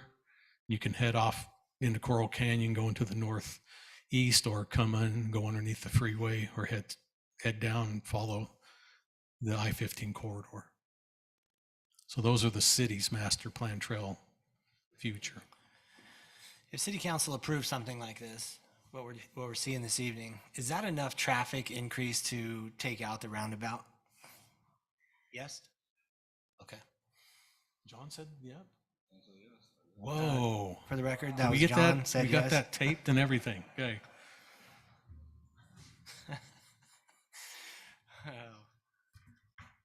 Well, that's why I wanted to share that. I hope John's okay, but I've heard it 3 or 4 times. We're taking the roundabout out, so.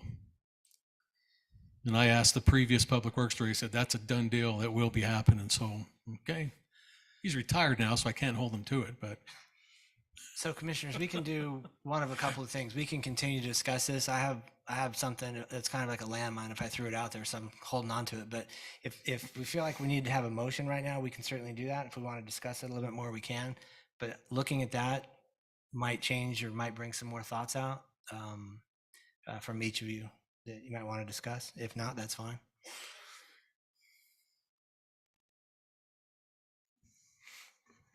This is Commissioner Mitchell. I feel like maybe some of the concerns are addressed, but in my mind too, I'm still struggling with the amount of people that will be in this space and the amenities that are available. I feel like from my inexperience, it just seems like there could be something more to make it a better use of the community and make it that prized location that he spoke of, people wanting to live there. I feel like there needs to be something more, but that may just be me. No, I definitely agree with the amenity package. I'd like to see it a lot bigger, but yeah. So I guess Hey, sure. as a question in response to that, I mean, as far as if we were to expand the amenity package with 540 units, I mean, if there's enough amenities in here, is that something, knowing that that's a minor arterial road, Grapevine Crossing, that'll, alleviate a vast majority of the traffic. I mean, that's where it makes sense to go. Is that something that the commission can see with an added amenity package? Just kind of want, your open thoughts. Cody, do you have a thought? I know I have one base because I've talked about the amenities, and again, I apologize for not seeing two pools, but Cody mentioned a great point. Even though it's not in our city, there's another project that just use that as a reference, that every 2 buildings there's a pool. I'm not saying you have to have that, but that makes this go, oh, yeah, we're way short. To me, people here especially, a pool is the predominant amenity when I'm thinking of amenities. I love pickleball. I play it a ton. I'd love to see more courts. I get all that, and you definitely can do that. That's easy. But for me, I'd like to see more pools, more amenities that people will use more frequently for this many people in that area. That's for me in the amenity package. Commissioners, if I might, I don't mean to stop the question, but it would be improper for us to delineate what we want them to come back with. Your role is to review what they've submitted, participate how you want, but to give them a checklist would not be the proper thing to do. All right. Thanks, Don. So you want 6 pool? No, I'm just kidding. Exactly. I love that. Keeps me in check. So just to clarify for me, Thad, so basically we're just here to approve or deny the way it's been presented to us tonight. I think you can express the reason why you are where you are, which I think you've done a good job of, right? It sounds like we understand the reasons why you're looking at it how you do. But I felt like the applicant said, well, how many pools do you want, right? And when we get to that point, that's a different project, that's a different application. It's not this application. And our job today is to let them apply and then let them have a chance to present to you. But then it's your job to decide whether what they presented is in the best interest of this community. And I guess my question is more if the number of people, with that would be in the best interest of, of the community, if we can address that. Can I make another comment? Because in my mind, I'm thinking with a greater amenity package, to me, it seems like it would possibly shrink the total number of units. I'm not sure what the happy number is for that location. I'm not one that can determine that. Pete, you almost look like you're going to say something.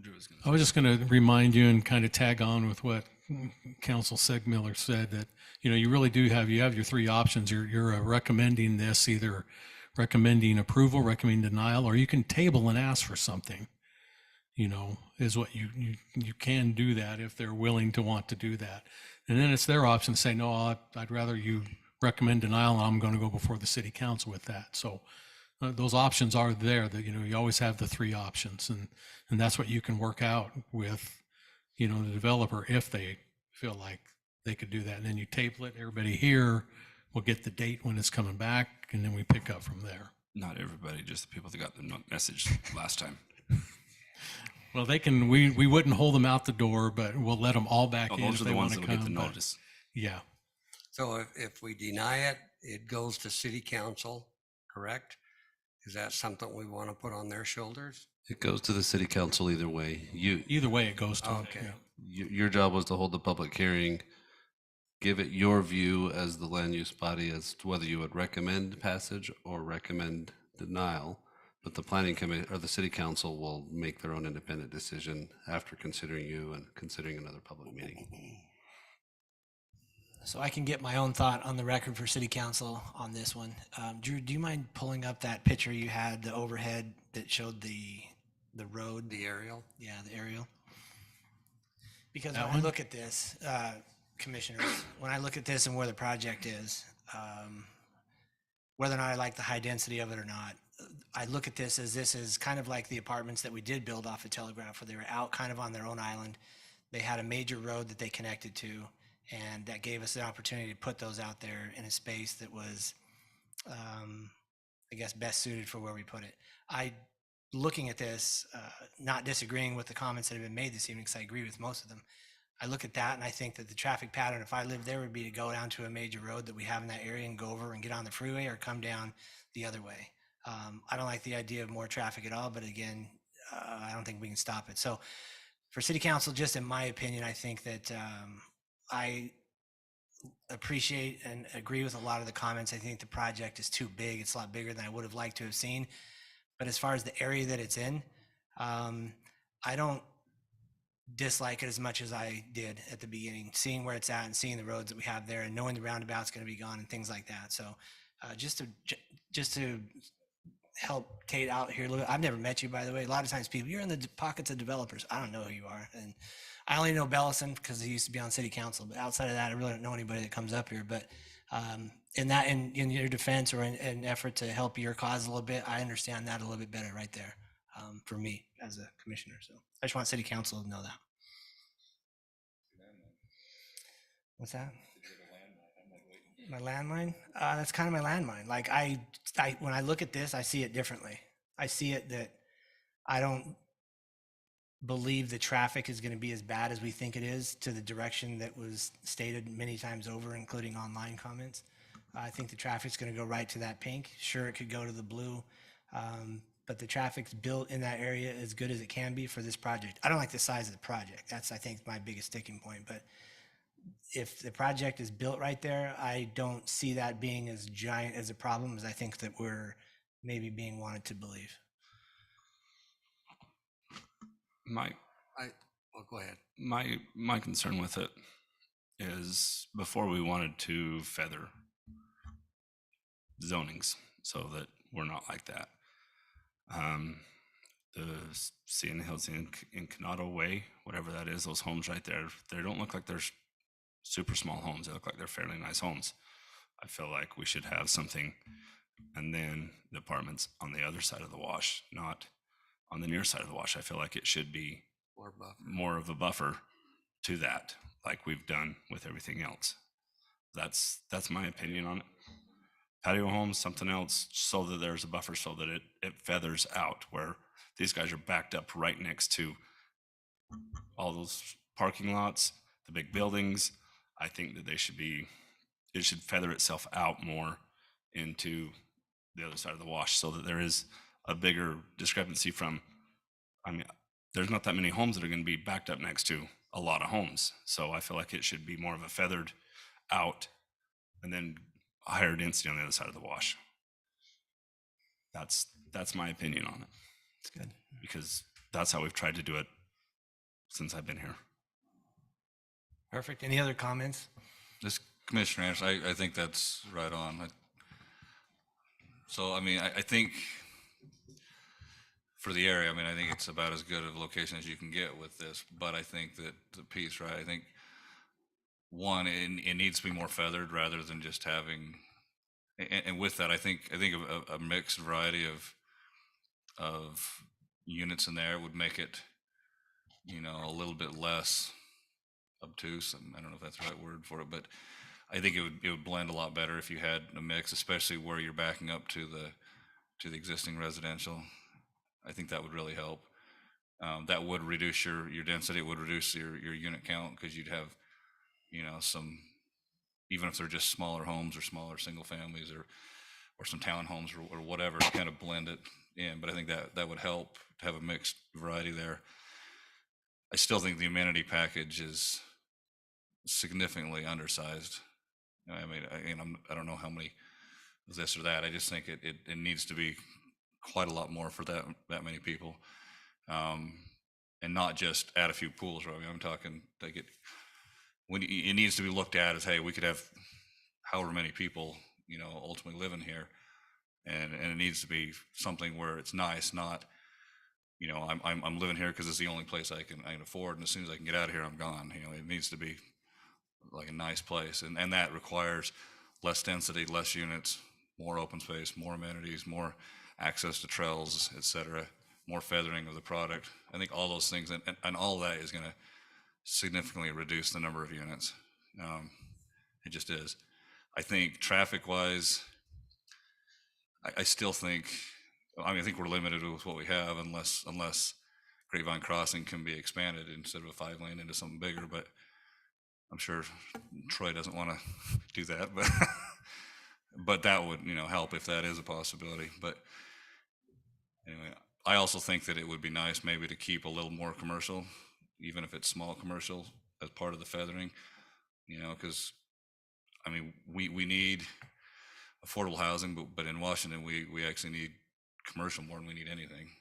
So, and we don't have much commercial land as it is. So that's, I think I think you could make the project work, but I think it'll take a significant amount of work to get it there. And Commissioners, when you talk about this area I've kind of highlighted in red, you'd rather see more of a match with what's behind it over here? Yeah, I feel like those are some, because that's the Incognito Road, right, that goes up and turns and hooks back down. They're elevated above it a little bit. Yeah, they're elevated.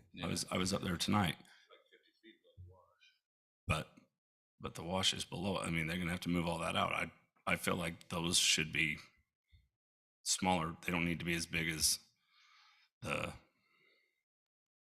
lots above them, but it should feather out. That's my thought on that. I'd almost rather have like small patio homes, then maybe a row of townhomes, and then your apartments. So it kind of blends it, and that would also reduce the density a little bit, so it's not so compact. Does that wash, the way I'm understanding it, the wash is going to be put back in or redirected from where it currently is? Is that where it has to be shown on this, or can it? This is the flip-flop in the road. No, this is the design that the engineers came up with, trying to get back to what, it's not exactly where the original was, but it's really close to where it was. The previous owner had a bulldozer that he used to love to play on, and he played. That's, and so it pushed the natural drainage in a whole different thing. It actually pushed it towards Sitla's property to the west, and really messed a lot of this up, and for the drainage for Sienna Hills and everything. So this is bringing it back to where it needs to be and where it should be, and where FEMA and the Army Corps already show it more or less this is where it needs to be. So, and will that help the drainage in Sienna Hills, or where it is now? Is that? I don't know, John. It's probably not going to change much in Sienna Hills because you have a big basin, I think, right? Yeah. Yeah, everybody up here. Okay. But down there, it'll act like it has been because they've made the adjustments. I just was Our hoping engineer they said didn't. plus or minus 5 feet, so not a lot of, not a lot of flexibility there. It's that much? No, just. But that, just hope that helps answer your question, is that's putting it back where it belongs and should go to help everything above and below. Just in my mind, I was thinking that wash would help create a little bit more of a buffer if for some reason I could switch. Tate, thanks. Anything else you'd like to add? I appreciate everyone's comments and the feedback we've received. All right, thank you. All right, commissioners. At some point, we're going to need to make a motion on this tonight. So I'll go ahead and open that up if somebody wants to take a shot at it. Or again, tonight, what we're voting on is changing this from open space to the planned unit development residential. So this project can change, it's my understanding, Drew, correct? Even if we vote for recommendation for approval in city council. It's also use and design. It is use and design as well? Okay. Yeah, this is everything on this one. They wouldn't come back. Whatever gets approved by the council, or if it gets denied, nothing gets, they got to come back from scratch. But anything that goes and what's approved at council level would be what they'd have to build. Well, we've given city council plenty to think about and, read through. And like I said, there's people in here that are going to be in those meetings and are on the city council that understand what our concerns is, what the concerns of the citizens are. So like I said, at some point, I'm happy to entertain a motion. I'm happy to entertain some of our final comments with each other to help somebody to make a motion. But here we are. You gotta do it. I'll take a stab at this. I'm going to make a motion that we table this for 2 months.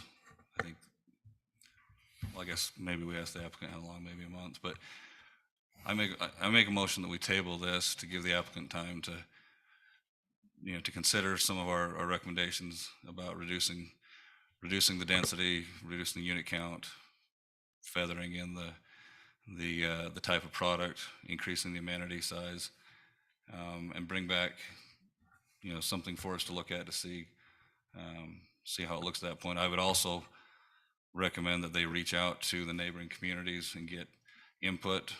I mean, knowing that input from the community can't be, no, we want nothing here but dirt, but get some input on, what type of product, what type of feathering, what type of, amenities would make it an easier fit with the rest of the community.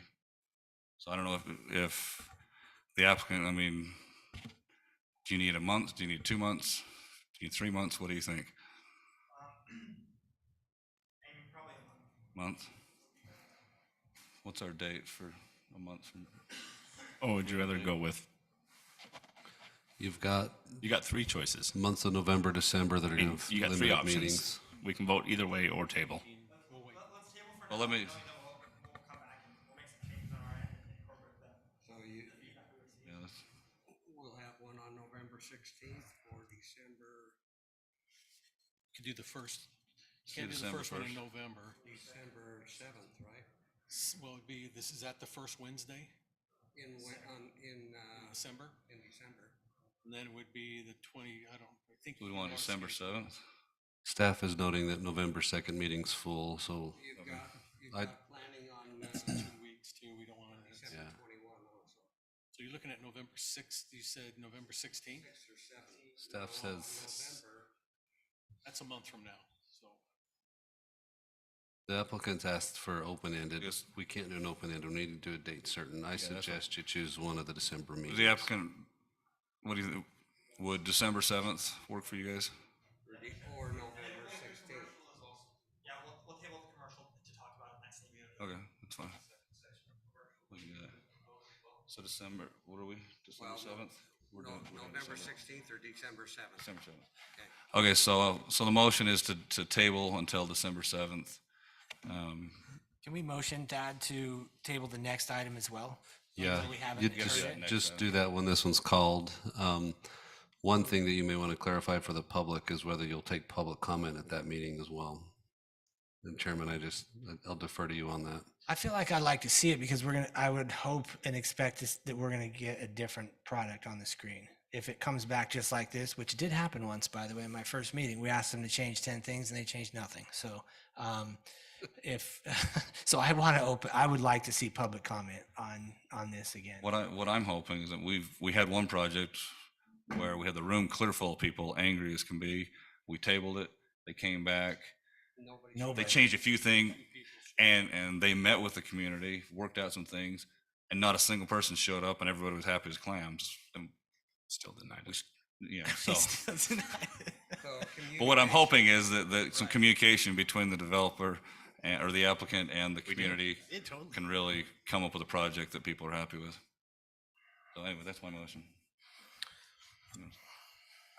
This is Shill. I'd second that motion. All right, I have got a motion to table the item by Commissioner Anderson. I've got a second by Commissioner Shield, individual voting. Commissioner Anderson. Aye. Bullock. Aye. Shield. Aye. Mitchell. Aye. I'm Hanson. I'm an aye as well. So this item is tabled until the meeting December 7th, where anybody that is watching this on TV or here, please plan on that being the evening. It sounds like people that want to be notified live outside of the legal requirement of the city needing to notify you. So take this as your notification. Is that fair to say, Drew? Yeah, we won't be I mean, all the people that did get the notice, we won't re-notice because this is your notice of that meeting for the 7th. So that'll be, feel free to come back on the 7th, same time. So Now, Chairman, there is, the applicants requested to table 5B as well. That hasn't had a public hearing. So in this case, the motion would be to table and continue the public hearing till that date. So December 7th will be consideration of the closed public hearing, tabled 5A, based on the motion that just passed, and then it'll be continuation of the public hearing.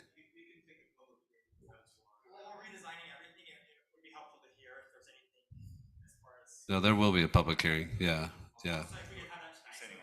That's fair. do it, let it have the public hearing, All then right. we're done, and then they'll take. Perfect. Hearing for both, So right? are we good with our motion then? And we're good, we voted, it has passed. This- Move on to your next the item. Yep. Item number 5A is tabled till December 7th, where we'll have another public hearing at that time. Item number 5B. Melody, did you get that, by the way? Can you make sense of all that? I did. I'll probably have Stat help me do it, but I'm good. Okay. I'm going to have a break right after this. Well, I guess I kind of want to have it now, but this one might take a little while. I know you want, let's do this one though. Hopefully it wouldn't take long. Okay. So Can you make it, Sheila?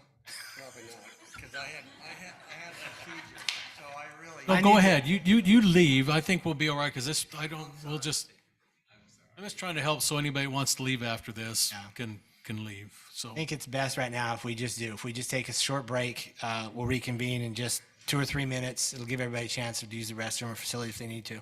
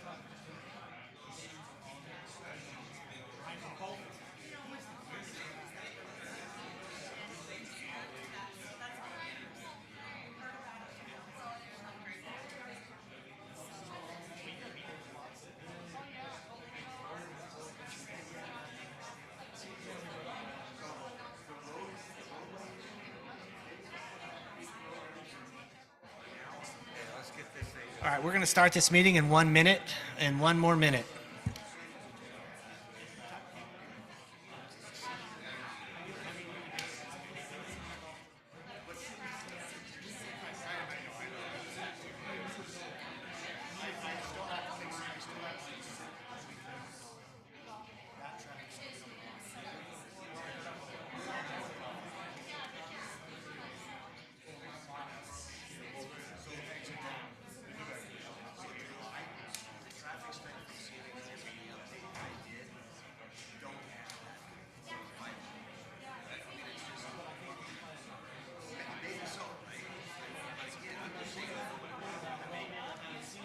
Actually, was shocked. No, it's done.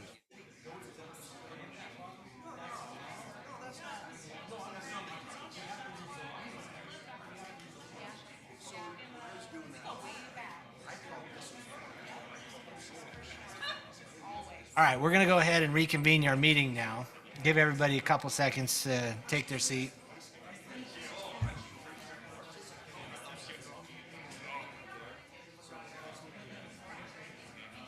Communicating, that's good.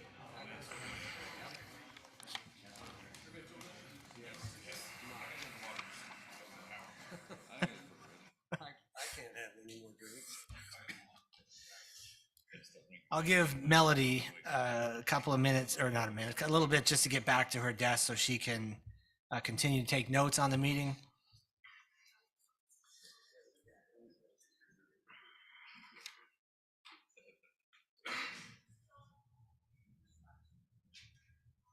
Drew, it's being recorded anyway, right? Even though if Melody can or can't hear me, it's still recorded. Okay. Okay. At this time, we're going to go ahead and move along to item number 5B. This is a public hearing for consideration and recommendation to the City Council for a zone change request Z-22-22 from open space to a PUD, planned unit development commercial, located approximately Grapevine Crossing in North Plat Circle. The applicant, again, is Tate Murphy of Elevate Development. Just for the record, for those of you, this is the piece that's right adjacent to this. This is the commercial piece, and I'll turn the time over to staff for their report. Thank you. Applicant is requesting approval to change the zoning of approximately 27.61 acres. The requested change is from the current open space to a proposed as stated planned unit development commercial. The PUDC request is for the purpose of developing the acreage into a future commercial development, with the applicant fully understanding that they will have to bring back specific design and use plan before the Planning Commission and City Council. Again, this just gives them the zoning to have PUD commercial. They'll bring back the exact product at a later date. This particular location was recently approved in a new general plan use designation of planned unit development, which allows for planned unit development residential and or planned unit development commercial zoning districts. The surrounding zoning to this parcel is open space to the north and PCD to the east, west, and south. Staff has no concerns with the proposed zone changes outlined. The application is in harmony with the surrounding land uses and with the general plan. Staff therefore would like to recommend that the Planning Commission recommend approval of Z-22-22 for the zone change request from open space to the proposed planned unit development commercial onto the City Council. That would be based on the following findings below. And again, the condition I put on here, zoning designation approval only, no designs or uses have been approved at this location. Applicant will have to return through the zoning process for specific design and use approval or approvals, however they want to break that up. So I'll be glad to answer any questions the commissioners might have on this zone change request. Thanks, Drew. Any initial questions, commissioners? They wanted public comment though. Yeah, one of the things, I think what I'll do is this. I'm going to open this to the public comment for anybody here that wants to come up and speak to this item, specific to this item. Not sure how much this public comment will help, but we are going to open it because this could change based on what happened previously. But with regards to the commercial piece, if there's something that somebody wants to come and speak to that's different than what we just talked about with the adjacent piece, we're happy to hear it. So at this time, could you please come up to the microphone and state your name for the record?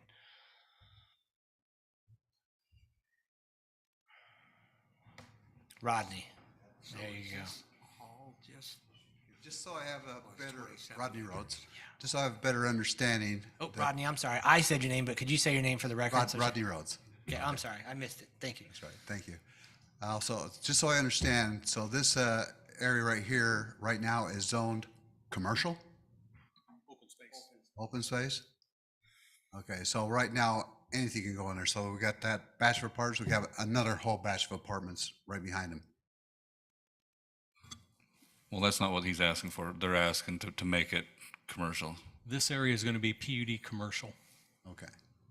Yes, anything in my C1, C2, all my commercial zones, that's what they come back and they bring a plan, just like the one you saw with their apartments, but they'll bring back a specific plan for the buildings that will go in, where the parking and that will happen. Okay, but They that don't was have that yet because they're probably out trying to secure contracts and things like that. They'll bring back a design at a later date. Sure, but the other one was zoned commercial too, then it got changed to? No, it was zoned open space. And It's the same thing. They're all open space. They were asking for planned development residential. This one, they're asking for planned development commercial. Okay, so when we was all buying our homes, everything, we're all misled, basically. No, it was never zoned. It's general plan for commercial or planned unit development, residential, mixed use, or commercial. It could have been any of those. That's what the general plan is. Okay. And that's what it was when you bought your property. Just not told that. So, but, you know, that's the way life goes. All right, thank you. Thanks, Rodney. Anybody else on this particular item? And for the record, we did not receive any public comment on this item through online at all, so there's one that you have.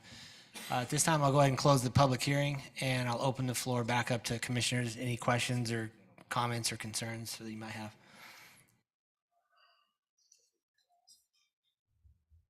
I know I don't have any. Yeah, and just to clarify, so I can get a visual. So we have what we saw earlier, apartments across the wash, and then this commercial, and then the freeway. Can you put it up on the aerial? Problem is I can't draw on the aerial, but we'll show you.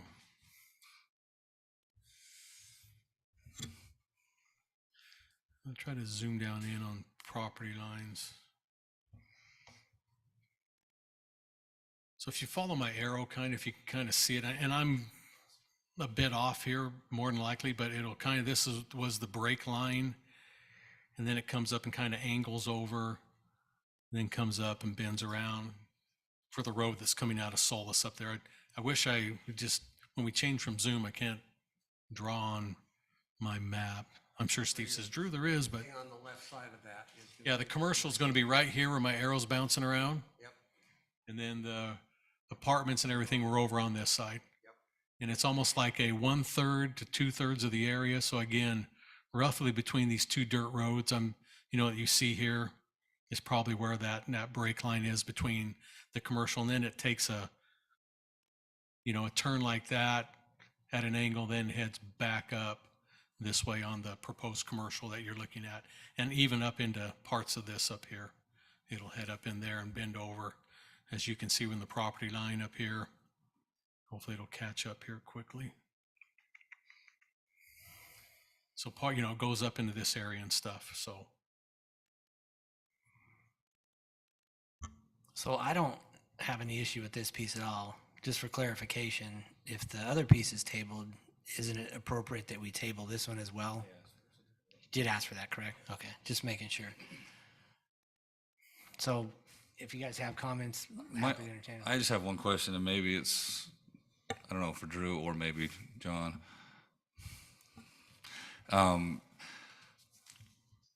Which project would require that they build out Grapevine Crossing? Would it be part of the commercial project or part of the residential project?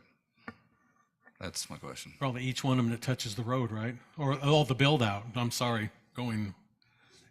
It's going to depend on which one goes. I mean, they're both going to require Grapevine to be built across. So if they start with the apartment complex, they'll have to extend Grapevine all the way across to that. Because that would be my only concern is if, I just want to make sure that, no matter which project went first, it gets built out, period. Because the one thing we don't want to have happen is you build out the residential part and the Grapevine Crossing is attached to the commercial, and because then everybody would go through the neighborhood. Right. We want to make sure that that road is built out so traffic goes out to the freeway rather than through the neighborhood. Right, yeah, if they started with the apartment ones, it would be our requirement, at least our request to council and stuff, that Grapevine has to be extended as part of that project. So, Well, I guess, so my comment then to the applicant would be, at least for my part, 100% for sure, to get any sort of approval, that would have to be, built out fully at the start of whichever project goes first, so. Awesome. So I'll look for a motion on this item that we're going to be tabling this until the same date, December 7th.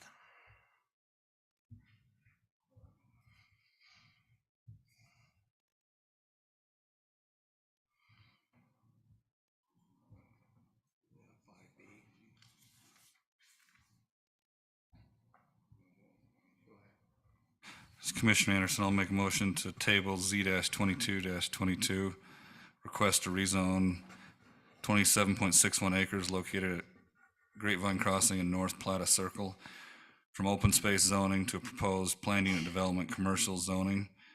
Table it to the December 7th meeting. This is Commissioner Mitchell, and I second that motion. I have a motion for table from Commissioner Anderson. I've got a second by Commissioner Mitchell. Individual voting: Anderson. Aye. Bullock.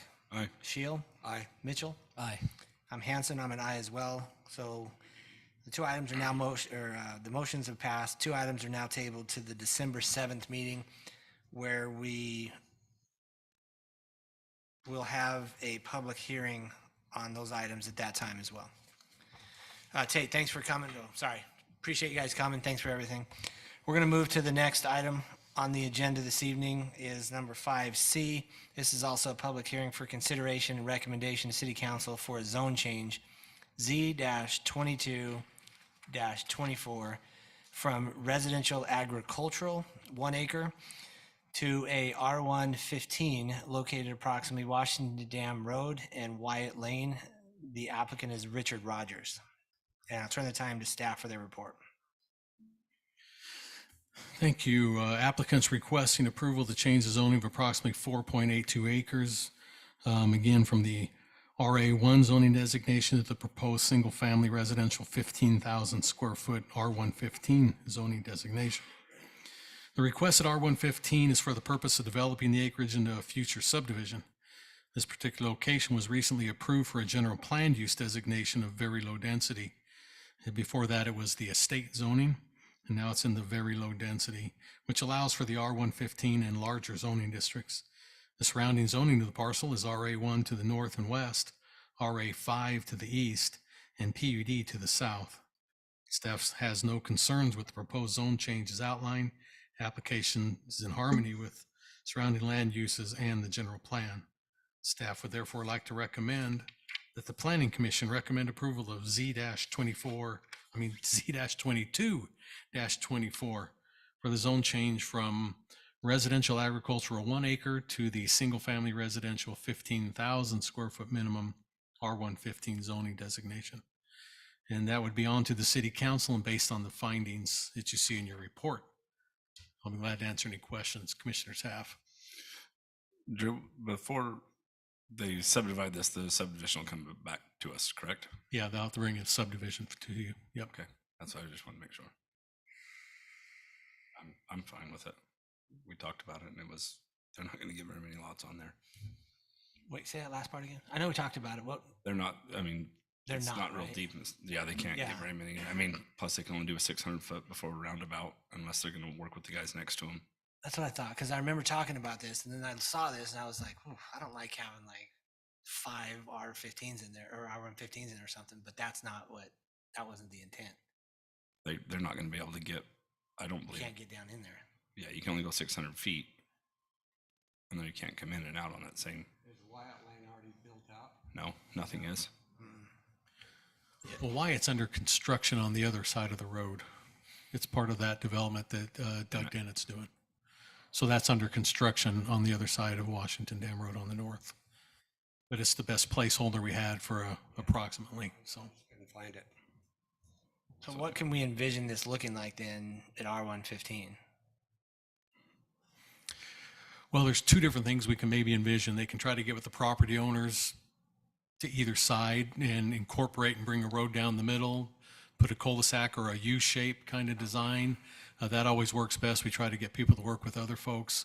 So there's lots of different options, usually a cul-de-sac sometimes, but they can only go 650 feet on a cul-de-sac.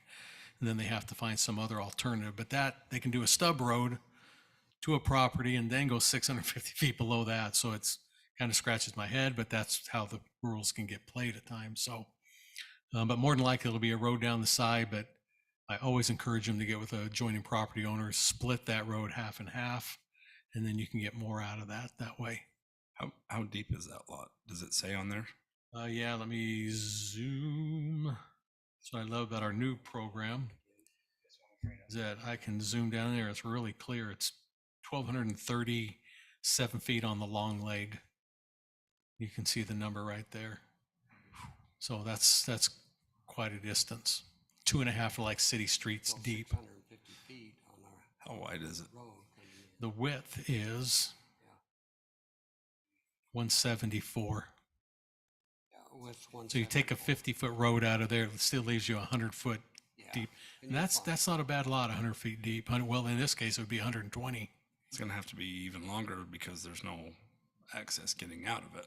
Yeah, but like I say, there's times, we'll look at things. Sometimes if they put a stub road in here, because that ends up being a way that you can, turn in, do the 3-point turn and get out. And that's how some of them have got around.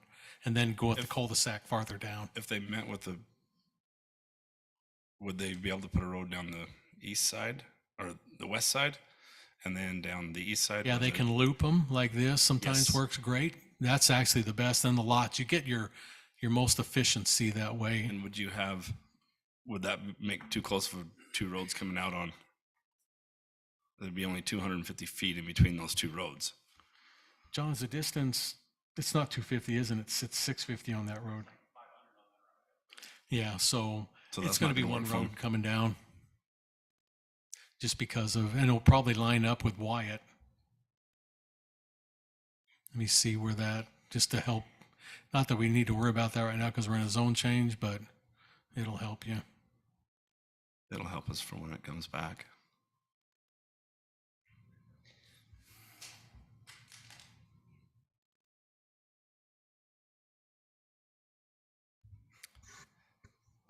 Does this property not join? Yeah, Wyatt goes right at that property line right there. So that's what the road would come down right there, because then we'll have an intersection. So it will go down the center of those two. Wyatt's in the center of those two. More than likely, that's what we would tell them they probably should do. What are we going to do about the homes that are already behind there, all the way back at the back? Well, there's only one back there, or is there two? There's there's one on the two. other lot. Well, yeah. Yeah, these should not have been subdivided, right? These are probably ones that went down to the county, and that's why I don't agree with it. But, if someone came in to get a building permit, we would not give any more building permits because of Where's this. the property? Put your cursor on the property. This is the property that we're talking about right here. So the road will come down on its east boundary. Yeah. And again, if they work with these folks, it'll be beneficial for both of them. They can split it with the Christies and then just come down the middle. Yeah. But they both have homes back at the end. Yeah, this piece borders the one that we saw a few weeks ago, or this is the one we saw a couple months ago, or what? It's not the same one, right? Yeah, it is. The one next to You it. put a cul-de-sac in, and then you put a flag lot in from the cul-de-sac. What they're doing. Yeah, well, there's different ways to skin that animal, and we'll worry about that at subdivision time. So Okay, yeah, I was just curious about that. So I mean, yeah. I'm just wondering if the property owners on either side don't like anything that we're thinking about doing here. What's the worst case scenario by going through this? What would, there's one guy. This is a public hearing, so hopefully they'll have, hopefully somebody's here that maybe could speak to that. So, but that's what I'm worried about, Drew. Is there any comment on that from you by chance? What's the worst case scenario here? If the two landowners on either side of him are like, no go, we don't talk to you. The worst case scenario is he takes that road down, All the as way. far as he can, then he's going to have to do a long driveway. And you can't build any other houses It's just one giant flag lot essentially? You can go back 650 feet because that's what our maximum is on a cul-de-sac. That's from Washington Dam Road. So that gets him halfway down. So he's just going to have to, if nobody wants to cooperate with him, they're going to probably end up, you'll get 2 lots, probably in that, because one of them will come off the cul-de-sac. With that remaining 600 feet, you're going to have 2 300-foot lots. Or the lot will stay there like it is in the far back, and it'll just be a long private driveway going back there. And they'll have to put a fire hydrant in. Put a long private driveway there and do a meets and bound and sell it to your son or something. How would that look in your mind? Would that be okay? It's hodgepodge. That's what I know. Yeah, it is. It totally is. I don't know if we are making it worse by continuing it or trying to fix it by doing something like this that we hope for the best case scenario. Well, here's an example right over here that you can see where my cursor is. This one's still in the evolution stage, I'm going to just say. It's been before us a couple times, but things have fallen apart because of when they see the price tags of what they have to put in, then they end up not doing it. That's common. But this is a good example of what used to be this. And eventually it's going to get built out. It will, just because things do clean up after a while because there's nothing else available, right? And so eventually that just happens. So, Big enough for horses and cows? well, they won't get that in this R115. You can't. Once you drop out of the RA, your animal stuff's gone, except you can't have chickens, thanks to a particular person over here on the far end of the podium. Oh, did I say that out loud? I just didn't. But that would be the only thing you could have. All right. Commissioners, any additional comments? Otherwise, I'll open this up to a public hearing in case anybody wants to speak to this item. Okay. I'm going to go ahead and open this up to the public hearing. Anybody like to speak to this item, please come forward, state your name for the record. Looks like there's no takers. And I will go ahead and close the public hearing on this item, and I'll turn it back over to you, commissioners.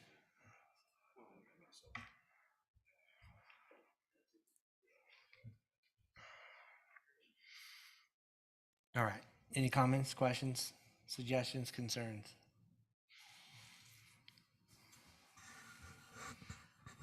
What you can do with it.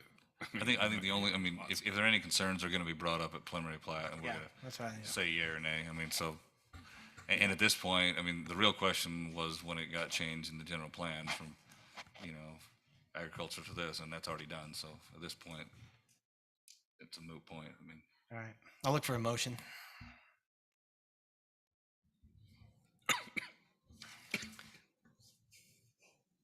This is Commissioner Mitchell.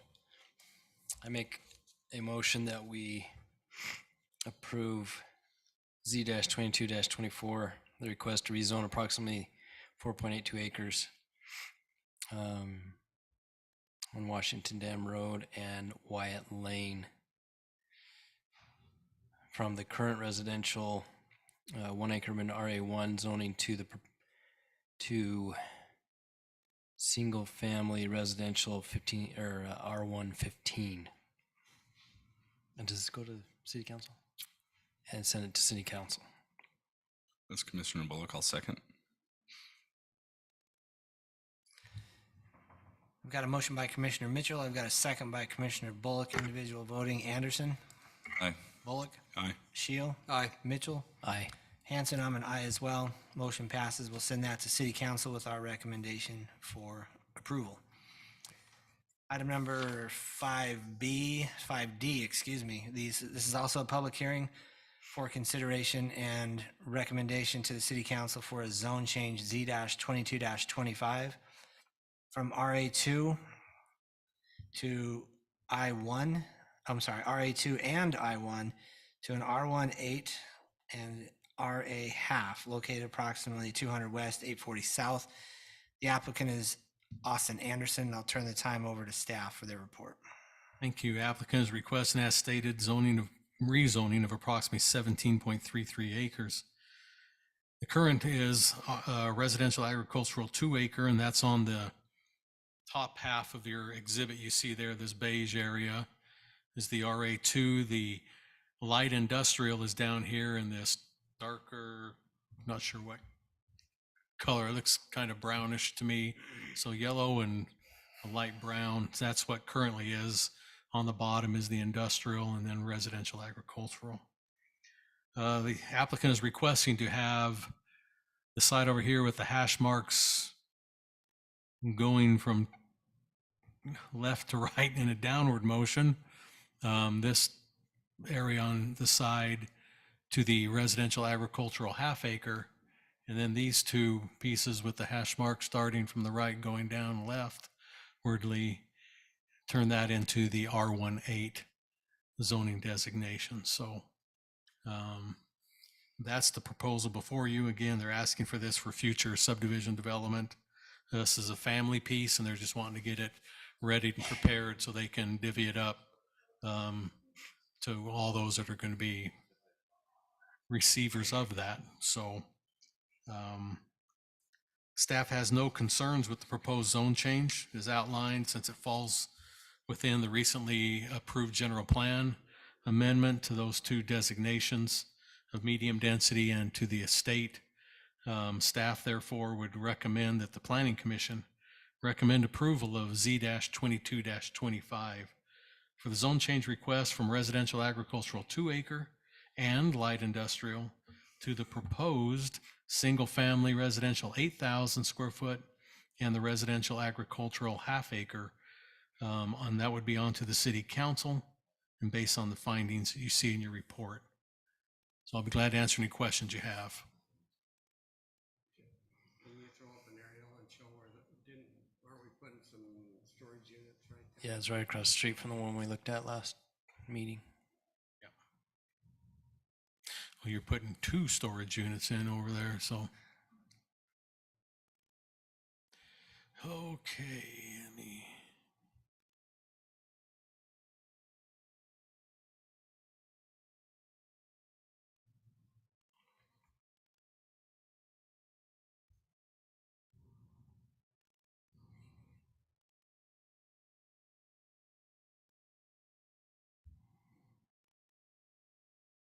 You're right when we're there, and then it hangs up. Okay, so so I'm just gonna follow my arrow. It's all this area right through here.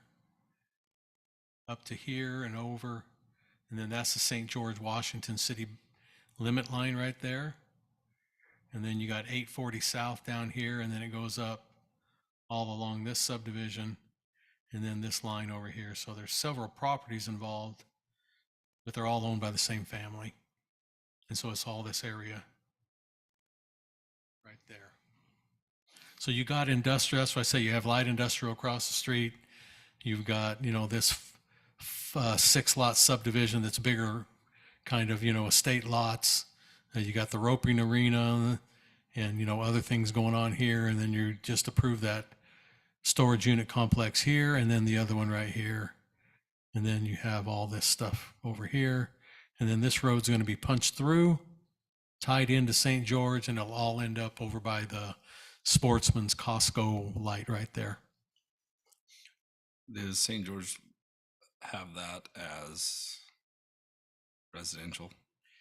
Do we know? There's a lot of things going on in that area. I think they do have high density. They have commercial and still some industrial. It's a lot of different variety in that land.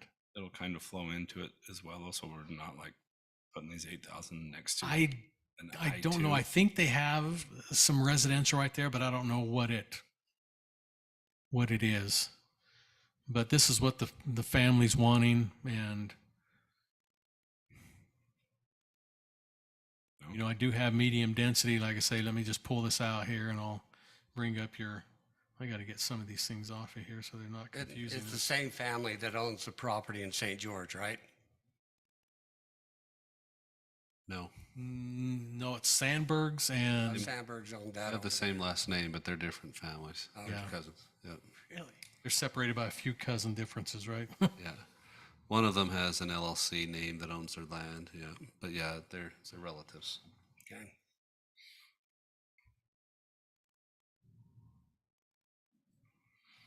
So that you can see that we changed this, we left this part in estate and did this, and then moved this all to medium density.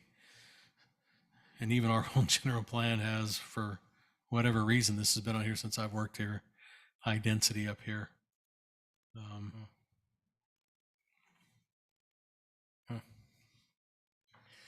This is a public hearing. I'm going to open it at this time. If there's anybody who'd like to speak to this item, please come to the podium, state your name.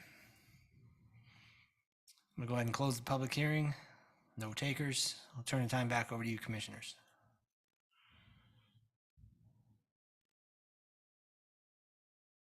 This is Shill. I know they're doing a bunch of design and work over on that other property in St. George. I think it'd be kind of interesting to know what's really going on there before we know what we're going to do here. I don't know. Well, you just, interject right there. You should have done that a couple months ago when you had your general plan in front of you. Okay. I'm just, because now we're at that point, that would have been the best time to say, hey, let's wait and find out, get all that design there. Now that we've done this general plan, I think it meets what it says in there. But back then they weren't doing anything. Today they're doing something. Well, no, that thing's been under, there's supposed to be a hospital going there and they're trying to back out of that. All kinds of things. Yeah. So. Sorry. Oh, I just. So this is Commissioner Mitchell. I'm just looking at the houses next to it. I feel like it fits right now. I mean, yeah, you don't know what's going on around it, so I don't know what kind of future problems that might bring. But right now, with what's next to it on the east, I feel like it blends in with that.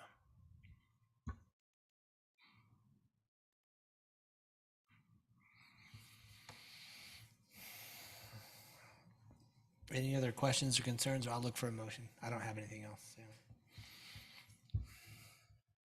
I'll go. This is Commissioner Bullock. I make a motion, we recommend approval of Z-22-25 for the zone change request from residential agricultural 2-acre minimum and light industrial to the proposed single-family residential 8,000 square foot minimum R18 residential agricultural half-acre or a half to the city council based on the two findings. This Shill, I'd second. I have a motion by Commissioner Bullock. I have a second by Commissioner Shield. Individual voting: Anderson. Aye. Bullock. Aye. Shield. Aye. Mitchell. Aye. I'm Hanson. I'm an aye as well. Motion passes. We'll send that to City Council with the recommendation for approval. Item number 6A, this is a final plat amendment. It's also a public hearing for consideration to the City Council, or consideration and recommendation to the City Council for an amendment to the final plat of Labyrinth Point at Long Valley Phase 2, located approximately Long Valley Road and Lost Springs Drive. The applicant is D.R. Horton. Turn the time over to staff. Thank you, Commissioners. Eldon Gibbs, City Planner. The reason for this amendment is to facilitate architectural relief located on the front and rear of the buildings by providing a 2-foot offset between units 2124 through 2130 and 2138 through 2147. Staff has reviewed the proposed amended final plat and finds it conforms to the zoning of this development. Subdivision also remains in compliance with the subdivision ordinance of the city. The preliminary plat for this subdivision was approved on April 14th, 2021, and the final plat was approved on March 9th, 2022. Staff recommends that the Planning Commission recommend approval of the Labyrinth Point at Long Valley Phase 2 amended subdivision, and that is on to the City Council based on the following original findings and subject to the following original conditions as seen in your report. And this is very similar to the amendment that was approved last meeting. And I'm happy to answer any questions you guys may have. Thanks, Eldon. I have no questions. No? I do have one question. Do we like to keep D.R. Horton here all night, put him at the first and then at the end? I was just thinking that we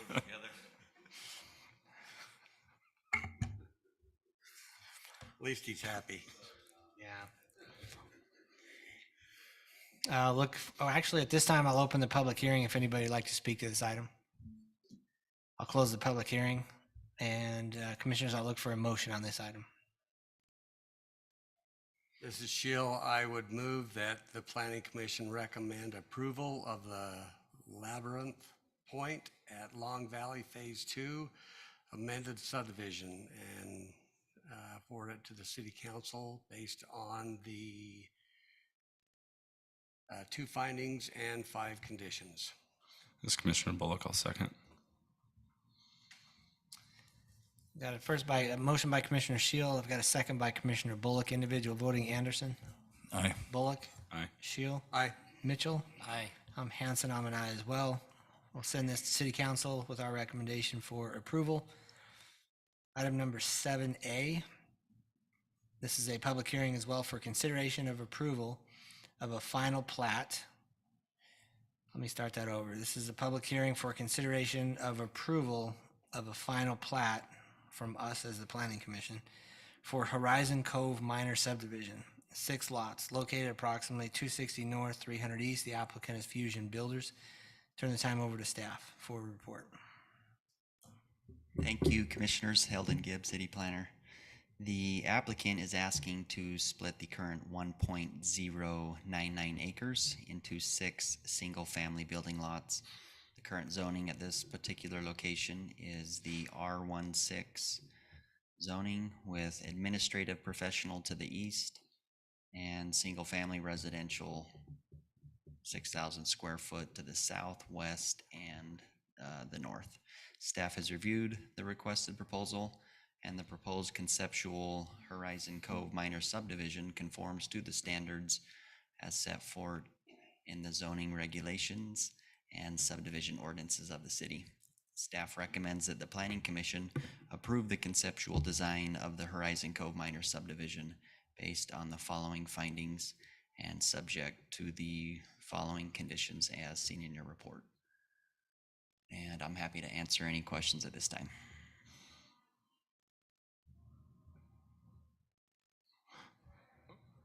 Why does that cul-de-sac look funny?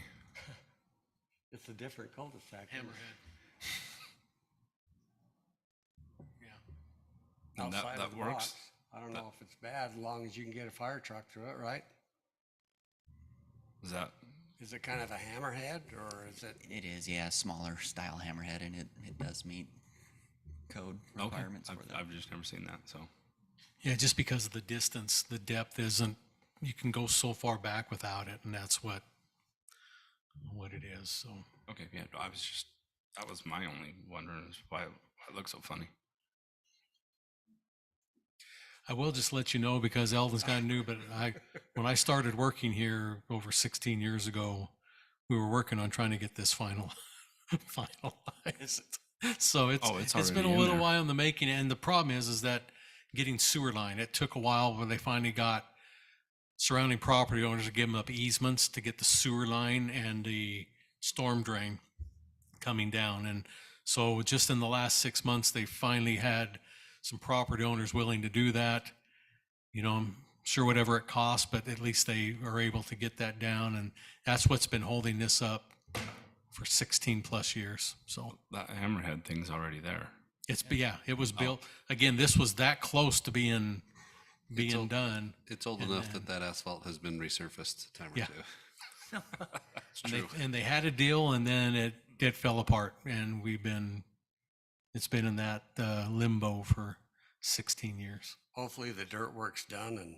Right. Well, all the utilities are in, from what I understand, to each lot, all that stuff's ready to go.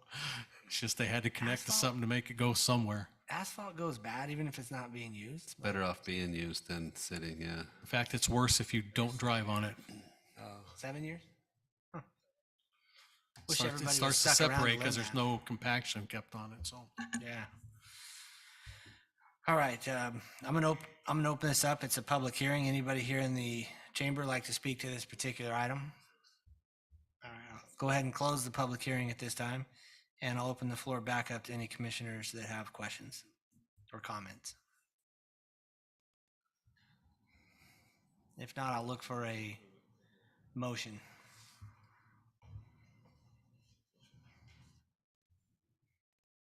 I would move that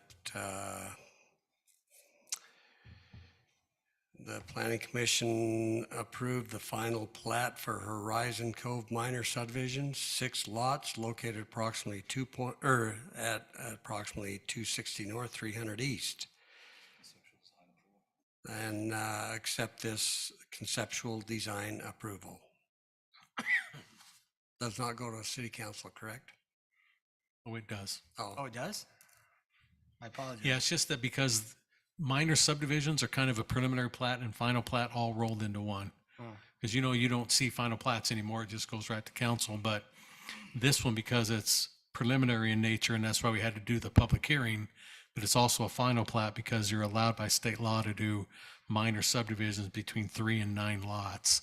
So it's just a one-time through. Okay, city council, you get to see it. Sorry. Yeah. Commissioner Anderson, I second. Got it first by Commissioner Shield, a second by Anderson. Individual voting: Anderson. Aye. Bullock. Aye. Shield. Aye. Mitchell. Aye. I'm Hanson. I'm an aye as well. The motion passes. We'll send that city council for our recommendation for approval. Thank you all for sticking around as late as you did. Anything else, commissioners, that you have to bring before this body or staff? I make a motion to close the meeting. I have one question first. And I think this is going to be valuable. I really do. I know, I really do though. It's my understanding that the staff had a meeting with some of the water authority and some of the stuff around water recently. There's like a workshop that you guys had. I would love to just have a brief 10,000 foot view of what you could maybe pass along to us, because we get a lot of water questions, right? And so I would love to hear something that maybe has been an update that you guys learned in that workshop that would help us. And I'm not saying it'd take a long time. Go but- buy 20 of those 55-gallon drums and hurry and fill them. No, I'm just, that you want to take it, or were you there that night? I'll take it. Yeah, I've been to them. So our water scenario continues to be one of cooperation with the water district and the local municipalities cooperating with that also. We talked about the Warner Valley Reservoir and how a secondary reservoir can greatly extend and stretch our culinary resources. And so that's still a high priority for us to be able to save and extend culinary by converting as much culinary to secondary as we can. We talked about reuse, how our future is going to include reuse. Sounds good, but when you hear what is it, it's going to include the waters that are cleaned and discharged from the sewer treatment facility. Those will be put into a secondary reservoir as planned, and those will contribute to our secondary supply that replaces usage of culinary on things like irrigation, everything that's outside of a residence. We continue, the cooperation is governed locally by what's called the Regional Supply Water Agreement. Changes in just our circumstances and the fact that that was last written over 10 years ago, there's conversation about proposing that be redrafted and new provisions added that address just the scenario of now and the future. And so there's no announcements of new supply, but there's still a lot of efforts to try and cooperate both in conservation as well as in development of other supplies that can replace current culinary usage. How would we fill the Warner Valley Reservoir if we get it built and comes online? It would fill with the high waters from the Virgin River water rights that the district owns. So largely, off-season floodwaters would be used to fill that, as well as the summer rights that have been used for agriculture that have been the agriculture that's been built and filled up. There's seasonal watering rights that exist, but really the greatest amounts would come in high water from the winter flows. It would be secondary reuse water from our sewer treatment plant. One of the only benefits of growing is we have a lot more sewage. And, it's kind of a tongue-in-cheek comment, but that also means we get a lot more reuse water that's been through both the lagoons, the cycling, and the filtration. That's pretty high quality water. If we ship down to Lake Mead, right? Yeah, and well, right now we send it to Lake Mead or we put it on golf courses. our goal is to start using that in our system. In Nevada, they dump all of their sewage reuse into Lake Mead and then sell it back to people in the form of culinary water. Utah law doesn't quite permit us to do that yet, but the reality is that type of reuse, which is where you mix it with raw water and then run it back through a water treatment facility, is something that will be advocated at the legislature, and it's something that we seek out as a way to stretch and expand our ability to keep providing water for those that want to move here. So as a planning commission, we're not, yeah, it's okay for us to continue to agree with and promote this development. We're not worried about, we need to stop this, we need to slow this thing down, or. So under state law right now, we still have to staff a planning commission, and that commission has to give applicants the chance to a fair hearing. Every plat contains a plat note that I started last year, which says that Washington City has no new water, that all applications, all platted lots are subject to whatever supply exists if there is any. We also require that they sign in the planning and zoning files a document acknowledging that same thing. And so we have measures in place that are meant to essentially cover our backs if the pipes cease to have enough supply. We're not informed that we're at that point yet. You hate to celebrate a downturn, but it sounds like the housing market's cooling off here. And I think that if that were to happen, that helps us kind of catch up with the growth that's happened for years. That helps us get a few more years closer on some of these big projects that are supposed to help extend and expand our water supply. But yeah, right now, per state law, we're not allowed to we have to hear their applications. The city council would have to impose a moratorium on applications, and there would need to be specific reasons why it was imposed, as well as a specific time frame during which it was going to apply. If that ever happens, you guys have a pretty good job for a while, because nothing will flow to you in the form of land use. But we think right now that that's not in our near future. I think that's in our semi-near future if we don't keep developing what we have and learning to use what we've got even better. All right. The city. That was valuable, I think. Yeah, it was. No, those, I wish we could have every citizen in those, because I think the more that there's just common citizen knows about our situation, but also our opportunities, the better we'll be at getting to where we need to get. Some of you are aware the city's working with developers and have plans to also modernize our secondary water system, because we've got good sources in town that can help to, again, replace folks that are putting culinary water through their sprinkler systems or into their gardens with very, very, usable, very good, high quality water, but it's just not treated for culinary. And so the city's got its own plans with its water sources as well. So if Vegas relies on Lake Mead and we stop sending water to Lake Mead, they need to be a lot more concerned than we are, right? Yes, Vegas should have a lot of concerns about Lake Mead, because we're not the only state that uses from the tributaries of it. Wyoming does, Colorado does, Idaho does, states that have had high growth rates as well. So all of the Colorado one of the Colorado's problems is its tributaries aren't discharging as much into it as it used to. And so that's part of why the Colorado's not doing as well as it used to, is the upstream cities and towns and folks on the tributaries there's more reservoirs on those than there ever was before. The drought applies to those just like it applies to the bigger drainage. And so, yeah, the Colorado, there's current litigation between the states, mostly spawned by Utah's Lake Powell pipeline application. But there's been long simmering conflict between California, Nevada, Arizona, Utah, all of the Colorado River states, and kind of who gets to take what they want. Part of the challenge is the more rural states like Utah and Colorado had allocations that went unused for a long time because it took them longer to develop. And of course, California and Nevada got used to using that extra water.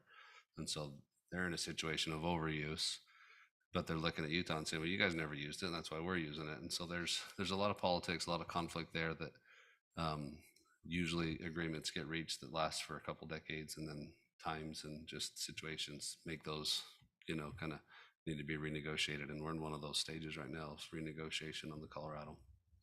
Cool. Utah's goal, I think, is to negotiate to secure the Lake Powell pipeline rights as part of the result.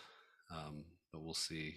2 legislative sessions ago, our legislature created a water commission that's whole job is just to represent the state of Utah's water interests on these regional waterways, and basically just to negotiate and litigate on behalf of the state in the Colorado River Compact. Awesome. Thanks, guys, for letting me ask that. I needed to That's hear a good question. We really should probably explore how to get water conservation more commonplace, because it's real. Yeah, I mean, every comment, it seems like almost every public comment when we do have them, at least one of them has something to do with water. Always traffic, always water. And so it's on my mind.